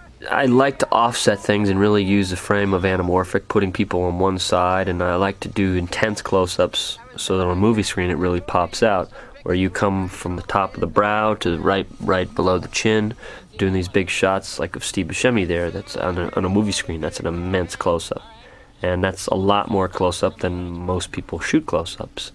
We used some very old anamorphic lenses that gave brilliant flares, and we used it as a technique in the movie. And I used real anamorphic lenses and real anamorphic film because I got up such a bigger negative, and my release prints looked much better than Super 35 release prints. I used Super 35 on The Rock, and I didn't like it. Michael Bay's visual style, he has a way with the lenses he uses, with the camera movement that he uses, with the casting that he does, with the way he uses color and wardrobe and design that I've never seen before. And by the way, the visual style doesn't make a hit movie. I mean, you could have brilliant cinematographers and nobody will show up. I was the only actor who drove the actual truck, and it was just like a Chevy 350 engine they put in that thing and then dressed it up with all this other stuff. The tricky thing about driving around these canes in South Dakota was that it's so much wider than a car. You have no rear view mirrors or anything, so I was constantly scraping the wheels on the sides of the canyons, and the car guys weren't too happy about that. Some of the stuff was done with models, like they had a miniature armadillo that ran, like a remote control buggy, like that you get at Toys R Us. This scene of the armadillo jumping was a scene that was contested with the studio for quite a while because it was expensive, it was complicated, but it was a scene that I put in there for a younger audience. It's something that kind of pushes the boundary for an adult, but it's short enough and fun enough that an adult can get sucked in. And I just knew that if we were going to go down the wrong road if we didn't have fun scenes like this for my younger viewers, such as if we were just going to have the bomb ticking down and government intrigue and conspiracy. It just wasn't enough for kids. And me knowing my audience, I really fought hard for this scene because the studio wanted me to dump it from day one. I supported him because, Michael understands an audience well enough because he's part of it. He goes a little younger than I do as far as the audience that he can appeal to than what I can appeal to. I'm stuck in my early 20s. He can really think like a young boy. He can think like a 14-year-old, which is great. Saying these lines with nothing going on, you feel ridiculous. It's absurd. You're in this little fake truck. You're in some parking lot in Burbank. You don't want to get too carried away. Then we had to do this whole sequence of shots with Lev hanging on the outside, and they're shooting rocks and ice at him, which you can't even see, and it really hurt, and he was griping like, "This dumb man always shooting at my crotch." It was just an ordeal, and hanging on wires and getting blown around and the smoke in front of you, and all this stuff took forever, and the harness that he wore really chafed him, and all this stuff is just somehow much more of a hassle than it looks in the end product. But it was worth it. And that's pretty cool. If we could have just seen that while we were shooting, it would have made it all so much easier to do, but we go into it blind and hope that you don't look like a complete idiot by what ends up happening, of course, because if they had made it like a minor bump and you're sitting there going, "Ah," then you just look like a really bad actor, you know what I mean? It's sort of the backwards way of doing it, where they gauge the effect according to your performance. Some of it's miniatures, some of it, like that guy hanging under the armadillo, was a real armadillo on a crane on a green screen right here. And we put that model behind. Like right there you saw a little guy flapping through on that very wide shot. They took our real guy and they shrunk him way down. This is a miniature. It's crashing through on a set. Pretty advanced miniature. That miniature, I think, was worth $150,000. Now resides somewhere in my office. Don't tell Disney.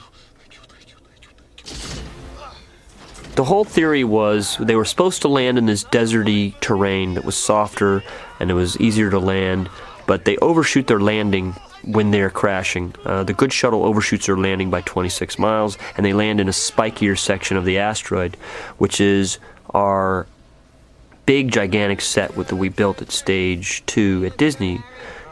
Disney has a stage. It's one of the largest stages in LA, and it still wasn't large enough for me. So I went into the stage and I said, well, let's take out the floor, and we dug down 40 feet.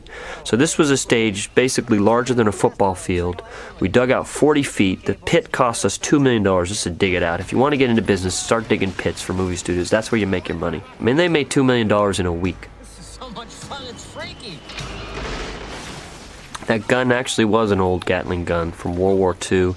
It needed a full-time police officer to guard it at all times, because I'm sure that gun has killed many, many, many people.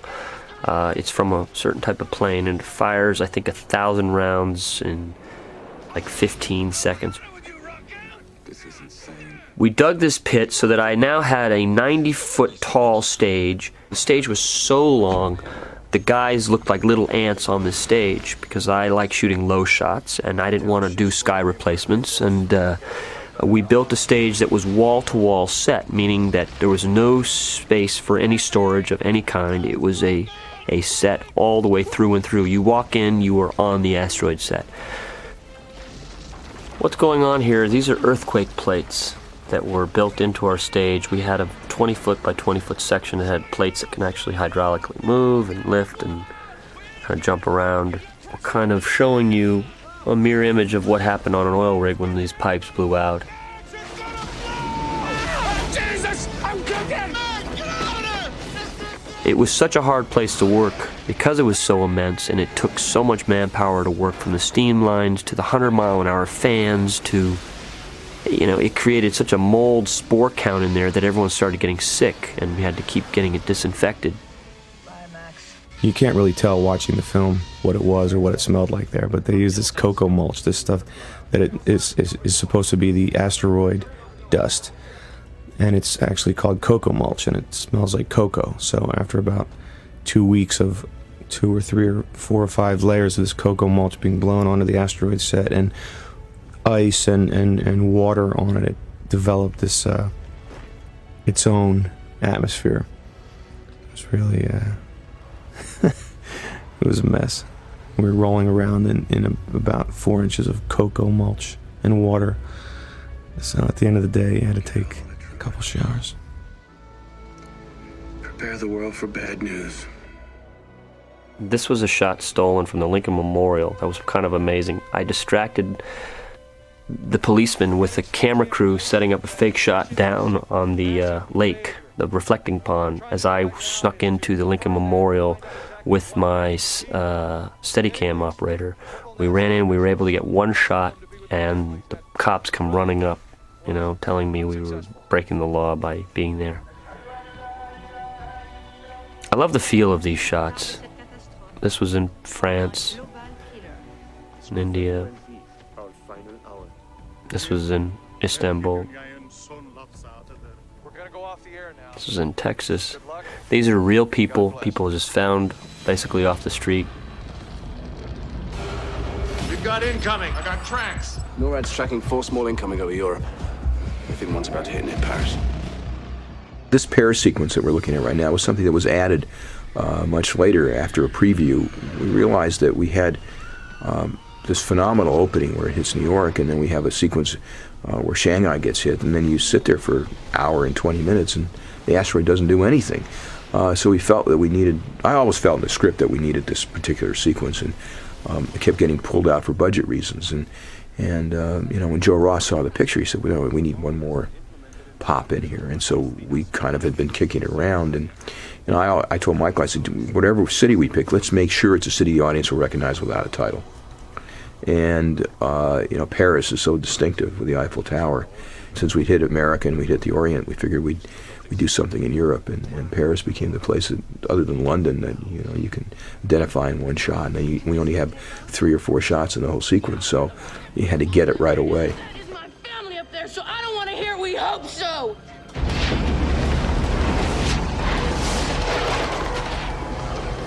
Guess what, guys? It's time to embrace the horror.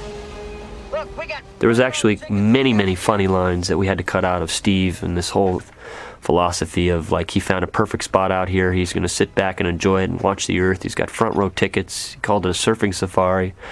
Quite funny stuff, but I think it crossed the line of just making it too funny. Now, this little thing that Bruce Willis is looking at right there is our radio-controlled armadillo that's 3 feet big. And it was on this little cliff that I saw in South Dakota, and I said, you know, it'd be cool, let's just put it up there and just try it. We drove it around up there for about an hour until the operator said go right, and he was supposed to mean he meant left, and it went off a cliff and crushed. So we found every single part in that desert and we put it back together. It was like huddling around a dead body. It's our first week of shooting, our first casualty on the show. Your boyfriend's back. So here's the place where I sort of arrive heroically and show up and save the day. It was part of Michael's big pitch to me about the character initially. It was like, you show up and you save everybody. You know, it's you who does it. You know, I mean, I haven't done another movie like this since, but I would do movies like this. There's parts of this movie, like I said, that were incredible life experiences, you know, as an actor. Going to NASA, the people I got to meet, the people I got to train with, the other actors I got to work with. As an actor, it was a really good experience. It was also a really good experience as an actor in maintaining one's concentration, you know, in a totally chaotic environment. A lot of actors get freaked out if somebody moves in their eye line, you know, and this is a situation where everything was constantly moving in your eye line, and if you weren't extremely focused and concentrated, you just would sort of lose it because there was so much else going on. And, you know, as an actor, I learned a lot. I would do this, but I would only do, you know, I think I could only handle doing it, you know, once every 2 or 3 years because it's really draining and exhausting and a lot of work for just, you know, one movie. There was some long days in that hole. All the days on that asteroid were real long days. I think a lot of the actors really worked on playing against the enormity of the sets we were on and tried to underplay the performances whenever we could because we knew that the scale of the film and the special effects and the rocket ships and the asteroid and the oil rig were all going to be so big that we wanted to keep the characters honest. It's a lot easier to work on a film where you're just asked to, you know, show up and you work on maybe 3 sets and it's just about the acting. It's just about concentrating on the actual acting performance. There were a lot of other things, you know, physical elements, especially once we got on the asteroid and the space shuttle, that are just about pretending that you're on a space shuttle or pretending that you're on an asteroid. They tried to go with this thing of the living asteroid and it was get angry at us, and I never quite got that until I saw the movie and realized that they were creating a kind of physically angry environment. Although, like I said, it certainly felt like a hostile environment. When I did The Rock, I signed a deal with Disney for 2 pictures, and I owed them my next picture. And the reason why I signed a deal with Disney is because I thought The Rock was going to fail. I was up against Mission Impossible, Twister, Independence Day. So there were several movies that I was up against. I thought The Rock was going to fail miserably. I figured, well, I might as well get a job and be tied to Disney and they'll pay me money. But the only problem is I owed him my next movie, and I went through every single script in Walt Disney Studios, and there was not one that I wanted to do. Then I went to Jerry Bruckheimer. I went through all his scripts. There was not one in his huge pile that I wanted to do. And I realized, oh my God, I'm a prisoner, and I'm going to be doing commercials for a while, so I better generate something myself. And I was sitting down with John Hensley, who was a writer who worked on The Rock with me, and John's a very big idea writer. His strength is big movie ideas. And he said, you know all those horseshit asteroid movies? What if we make a great asteroid movie? I've got this idea where there's a killer asteroid coming to Earth, and they need to mount a mission with a space shuttle, and they need to land on this thing and drill, but the thing is they need to take these oil drillers to help them drill a hole, and they land on the asteroid, everything goes wrong. But that was basically the gist of the idea. And from there, we sat down and we pitched ideas back and forth, where I would say, let's use 2 shuttles. Where can they go between Earth and the moon, and how do we get it onto an asteroid? Well, we can encounter the Mir. I mean, that's the only man-made thing up there right now. What are we doing on Earth? Where do we get these guys from? How would we train these guys? We had so many space questions, so many physics questions. So immediately, we worked up our idea into something like a 5-page treatment, and we called Mike Stenson at the studio. He's one of the VPs at the studio. And we said, we've got this idea, and we need to get some help from NASA. And he got us in touch with Joe Allen, he's basically like a mayor at NASA. He's like this little guy who's brilliant in his own right. He's an astronaut that was the first guy to ever be separated in space by himself on a solo flight with one of those jetpacks. So we got in contact with him, and then he got us in contact with Ivan Becky, who is by far the smartest man I've ever met. And he says a lot. He says, well, I've got to run the computations through my computer. I'm like, Ivan, we're making a movie here, and he says, well, I still need to run the computations through my computer. And he helped us come up with one of the ideas where we actually whip around the moon and we have to come up behind the asteroid and land on it. He had us invent extra rocket boosters that we would strap onto our shuttles to help it make it to the moon. We fabricated that you can refuel at the Mir. So anyway, this story started to take root, and we then had our little pitch. We kind of flushed it out to a 30-minute pitch. And from there, we called up Joe Roth. I've got a very good relationship with Joe Roth. He's the head of Walt Disney Studios. He says, so what do you got? And we told him the story. And he kind of just sat there 30 minutes later, and he just goes, wow, we're going to make this Disney's biggest movie of '98. And why don't we call it Armageddon? He came up with the title right then and there. And I'm kind of thinking to myself, well, what does that mean? We don't have a script. Did we just get a green light for the movie? Are we going to make this movie? It shouldn't be this easy in Hollywood. That shot is a cable cam done with a stuntman's rig. It's a accelerator, decelerator, and we put it on a camera carrier. You scoop it up, you turn it on radio controlled, and you spin it, and it spins all the way down right into the hole and keeps it level.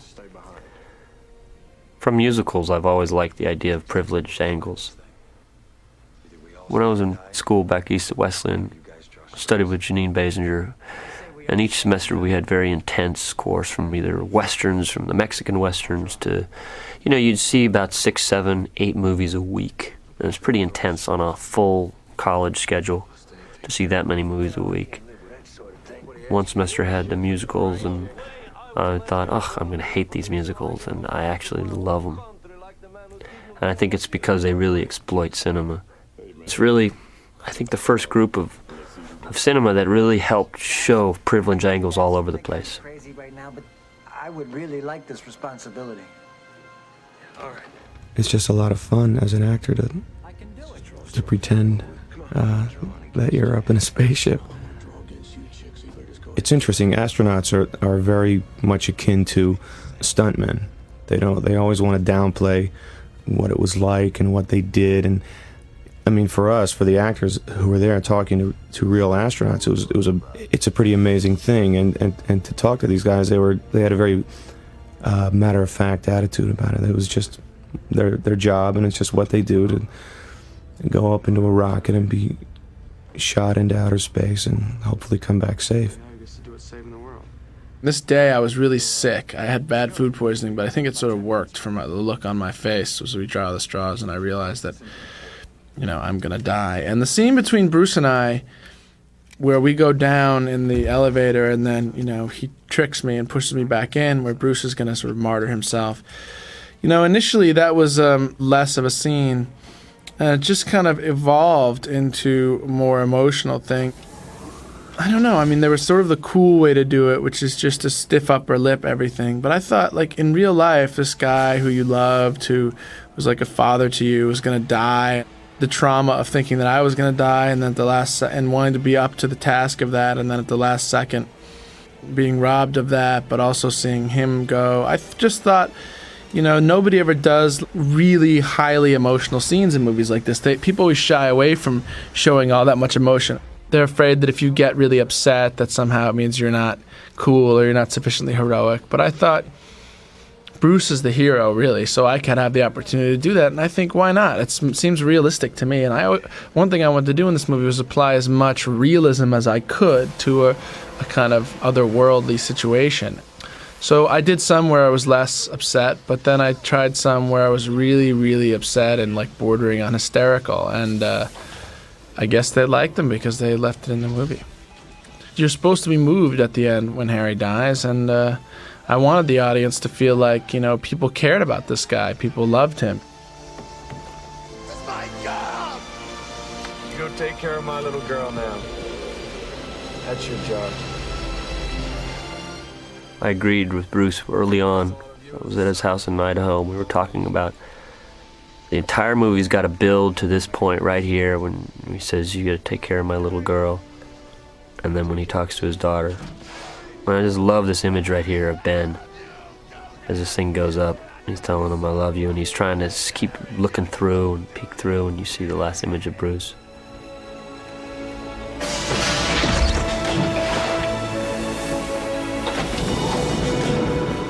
What happened? He's got an actor crying here, and you buy it. Got a great performance out of Ben. Bruce breaks your heart here. It's emotional. It's beautifully done. It shows Michael has a real heart. And it's a difficult scene, A, as an actor to play, to pull it off, and B, for an audience to accept. And Michael did it. So, I mean, these are real risky scenes to do, because they're emotional, and he let the emotions flow. And Michael Bay is what really attracted me to the project, because we had such a great collaboration on both Bad Boys and The Rock that it was exciting to come back and work with him again. And, you know, I liked the story. He called me up one day, and he kept nagging me, I want you to work on this picture with me. And I said, yeah, you're covered, don't worry about it. And then he called me and said, look, I got to tell you the story. And we sat down at breakfast in Santa Monica at Shutters, and he laid out the entire story to me, or what the story was at that point. And I said, it's a terrific movie, and if it works out that you need me, I'd love to, you know, jump in and help you out. And that's what happened. Bruce did this scene actually the very first day he arrived at the set, where we processed it through monitors. And it was really interesting. He was looking at pictures of his daughters, and tears just flowed to his eyes. It's very hard trying to make a studio movie. There are not many studio movies where you kill your leading star. And I felt we were able to do it by uniting Ben and Liv. It was a way to make Bruce live on. There were people that actually saw the movie that spoke to me that said they didn't think he would actually kill himself. Sure, we heard that a lot. We said that, you know, people would say that's a big mistake. The fact that you take your lead character and you kill him, especially Bruce Willis, you certainly don't want the audience, when you make a movie this expensive, to walk out of the theater and be depressed. You know, but I think we kind of give you a bittersweet ending, which to me are the best, where you feel kind of good and you feel also a little bit sad. And I think Disney never wavered. I mean, nobody ever came to me from Disney and said, are we making a mistake by doing what we do to Bruce? But I think people in the industry said this is nuts, and I heard it a lot from the press. Some of the Deep Impact people had given away our ending and were telling the press how nuts it is. And you know, we never wavered in any of it. In fact, Bruce came to me and said, promise me, I'll do this picture, but you got to promise me one thing. I said, what is that, Bruce? He said, that I die at the end of the movie. And I shook his hand. I said, I promise you it'll be that way. Once they had made that choice, I think everybody stayed with the idea. I don't think there was ever any serious discussion about keeping me alive or, you know, letting someone else stay on the asteroid. They knew that somebody had to stay and squeeze the trigger. You know, somebody had to die. And I'm just glad that they let it be me.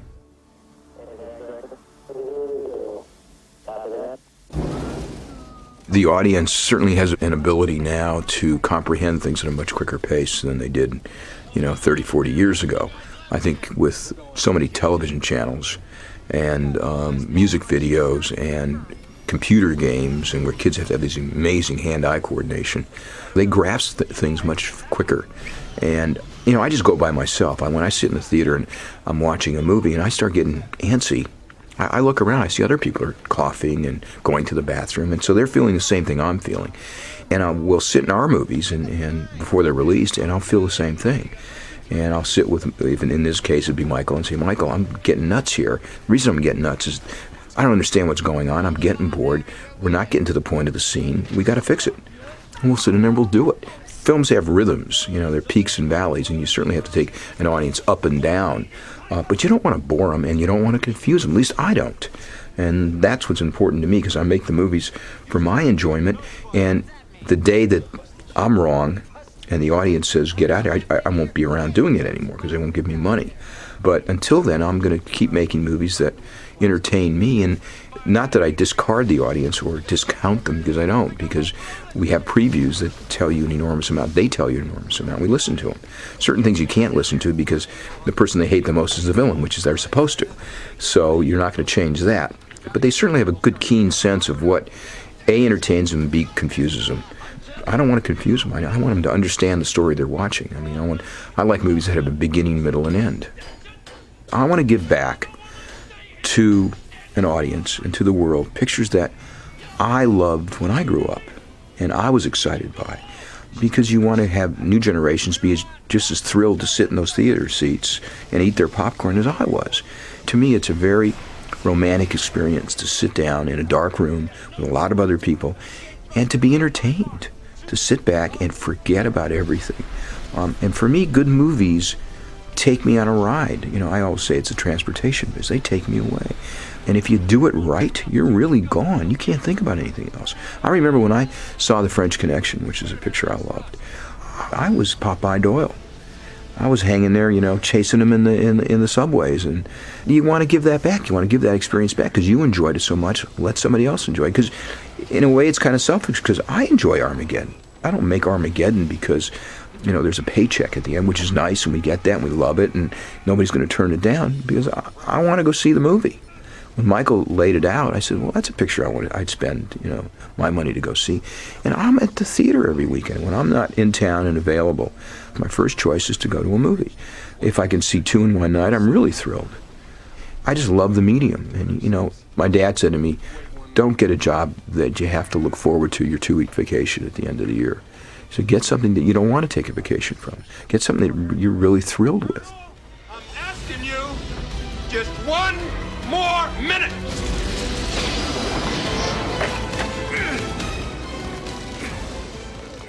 You know, the character that I play in this film, Harry Stamper, does die at the end of the film. As the actor, knowing that, I was trying to get a handle on how I should behave in the film. And really what I came up with was I could have come up with all kinds of backstory justification on the character, but he had to be a likable guy. He had to be a guy that you were rooting for and wanted to see accomplish the task. They always say you see things in slow motion when something bad is going to happen. I thought that all looked really good on film. It was a nice way to handle it, you know, to handle someone's death with a certain amount of dignity and still make it visually interesting. I don't really think I broke any new acting ground for myself. I just had to be a leader. I mean, that may be an oversimplification of it, but that was really what I was trying to keep in my head, to keep the character simple and not have them be. There were a lot of other characters that were the geniuses of the film and the smart guys of the film and the military presence and all that, but my character just had to be a leader and had to inspire his team to win the game.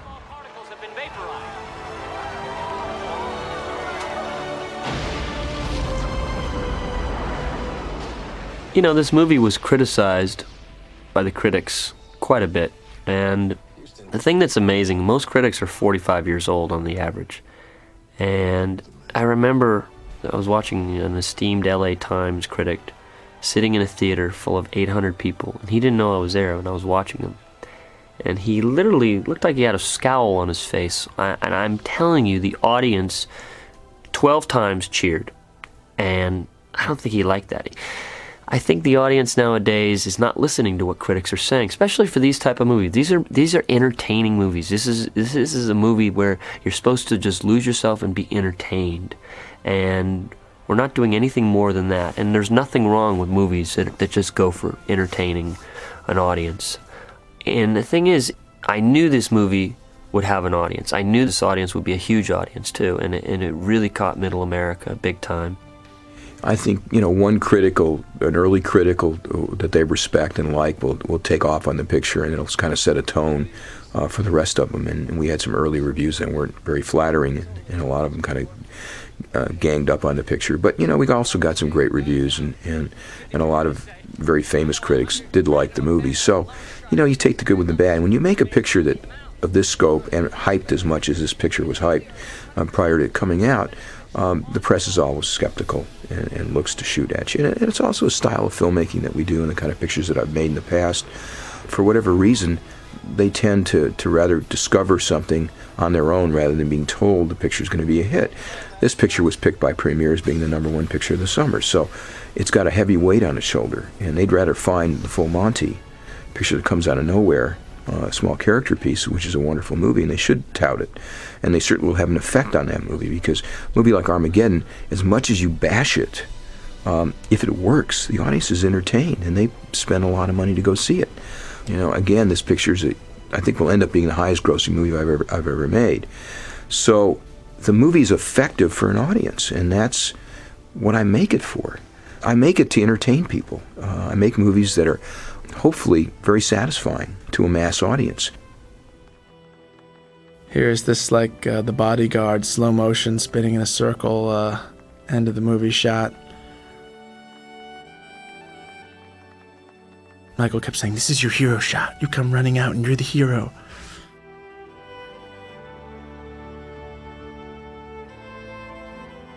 The movie is over, and what we're trying to do is we're trying to wrap the movie up very quickly, because once the enemy is destroyed, the movie is over.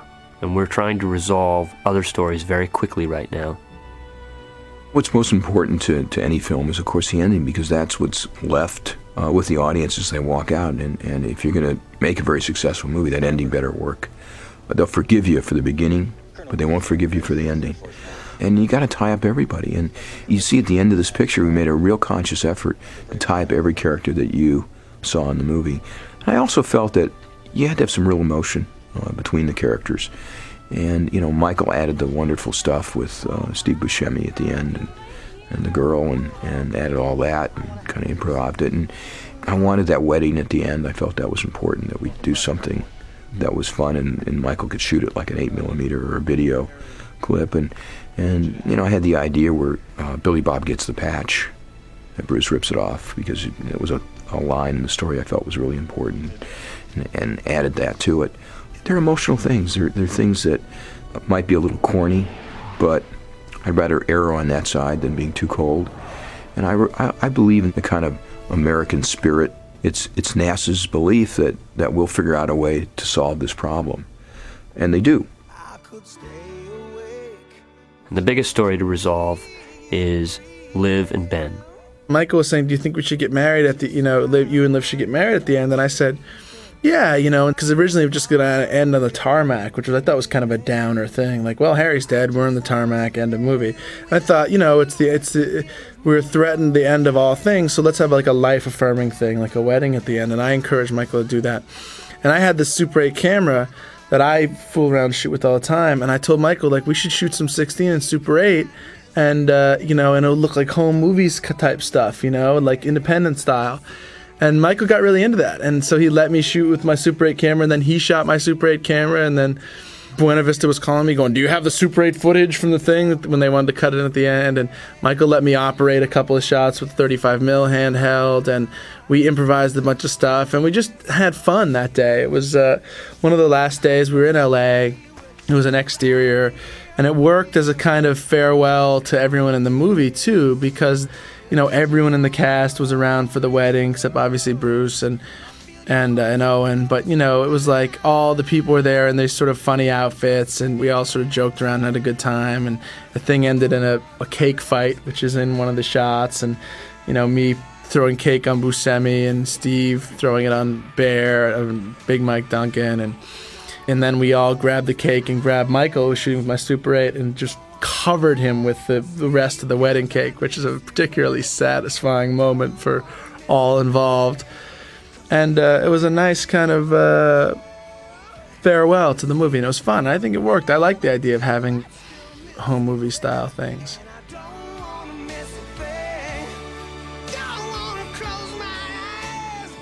There's a family connection with Aerosmith, and the way we entered into this is Michael one day called me up, and we were in the post-production process, and it was about 3 or 4 months before releasing the movie, and he said, "I just read in the paper that Godzilla's having a soundtrack. How come we don't have a soundtrack?" And I said, "Well, right now we only have a few places where we're using really existing tunes, and one of the tunes we were using was an Aerosmith tune, Come Together." And I called up Kathy Nelson, who's the head of music at Disney, and said, "Kathy, what are our chances of putting together a soundtrack?" And she said, "Jerry, you're nuts. We can't do this. This is crazy. It's the last minute." And I said, "We always do things at the last minute." And she laughed, and she said, "Well, let me think about it." And the next thing that came over was a song by Diane Warren that I liked, and we played it for Michael, and Michael liked the song. And we said, now how can we get an artist for the song? All we have is a song. And we all came up with the idea of Aerosmith doing the song. And Michael and I, one Sunday, invited them to the editing room where we were still editing the movie, and in walks the entire band with their wives or girlfriends, and they sat down. We put them in this tiny little room, and we just started showing them sequences. And at the end, we raised the lights, and there's Steven Tyler. He's got tears in his eyes, and the whole group had tears, and we knew we had him. And 3 days later, they were in the studio recording that Diane Warren song. And this is definitely not 2,700 people that worked on the movie. You know, one thing I must say about Armageddon, there were so many places where this movie could have been a total disaster, a total clusterfuck. With this many people, this big of a circus, and I'm telling you, it was the smoothest shoot I've ever been on. It was a really, really well-oiled machine, and a lot of the same crew members I worked with on The Rock. And I think it's a very important thing to have a vibe at the very beginning and surround yourself with a team of people that are there because they love it, and it's not a job, but it's a career. And there's a big difference, because I think there's laziness in Hollywood, and I really pride myself in assembling a team, because you're only as good as your team, but assembling a team that really, makes it their life passion. It certainly helps to have a good visual idea of what you want the film to look like, but that's really what you're supposed to show up with as a director, I think. I think Michael does have a really good visual sense of what he wanted out of the film. There were a lot of things that came up that, different shots that I think we came up with on the set just based on standing on the set and going, wow, this is really a lot more interesting than I could have imagined it when it was just a little sketch on a piece of paper. Michael Bay's a great director. One of the reasons I wanted to do this was to learn about large-scale, big-budget filmmaking and what you get for that and the kinds of shots you can get. I mean, we used every kind of crane and camera rig imaginable, all these stunts, how to explosions, green screen, CGI. I learned an enormous amount from working on this movie, and it was really a great experience in that regard. I really feel much better equipped to go in now and direct a movie having seen how Michael did this and the way, this is not necessarily the kind of movie that I would pick to start with directing, but the lessons that I took from this in terms of, how to make something look visually interesting are invaluable. You know what I mean? There were certain circumstances where we'd just be walking around shooting like I would on any other movie, and yet when I see the way Michael made it look, it always looks grander and more spectacular in his movie than it would have in another movie. And that's something that's not easy to do, and he's just really good at shooting things in a way so that there's a kind of majesty to them, It's like old movies where it was larger than life, more magical than the real world, more kind of glamorous and spectacular. Some of that stuff takes money to do, and some of that stuff, it just takes a talent for this medium.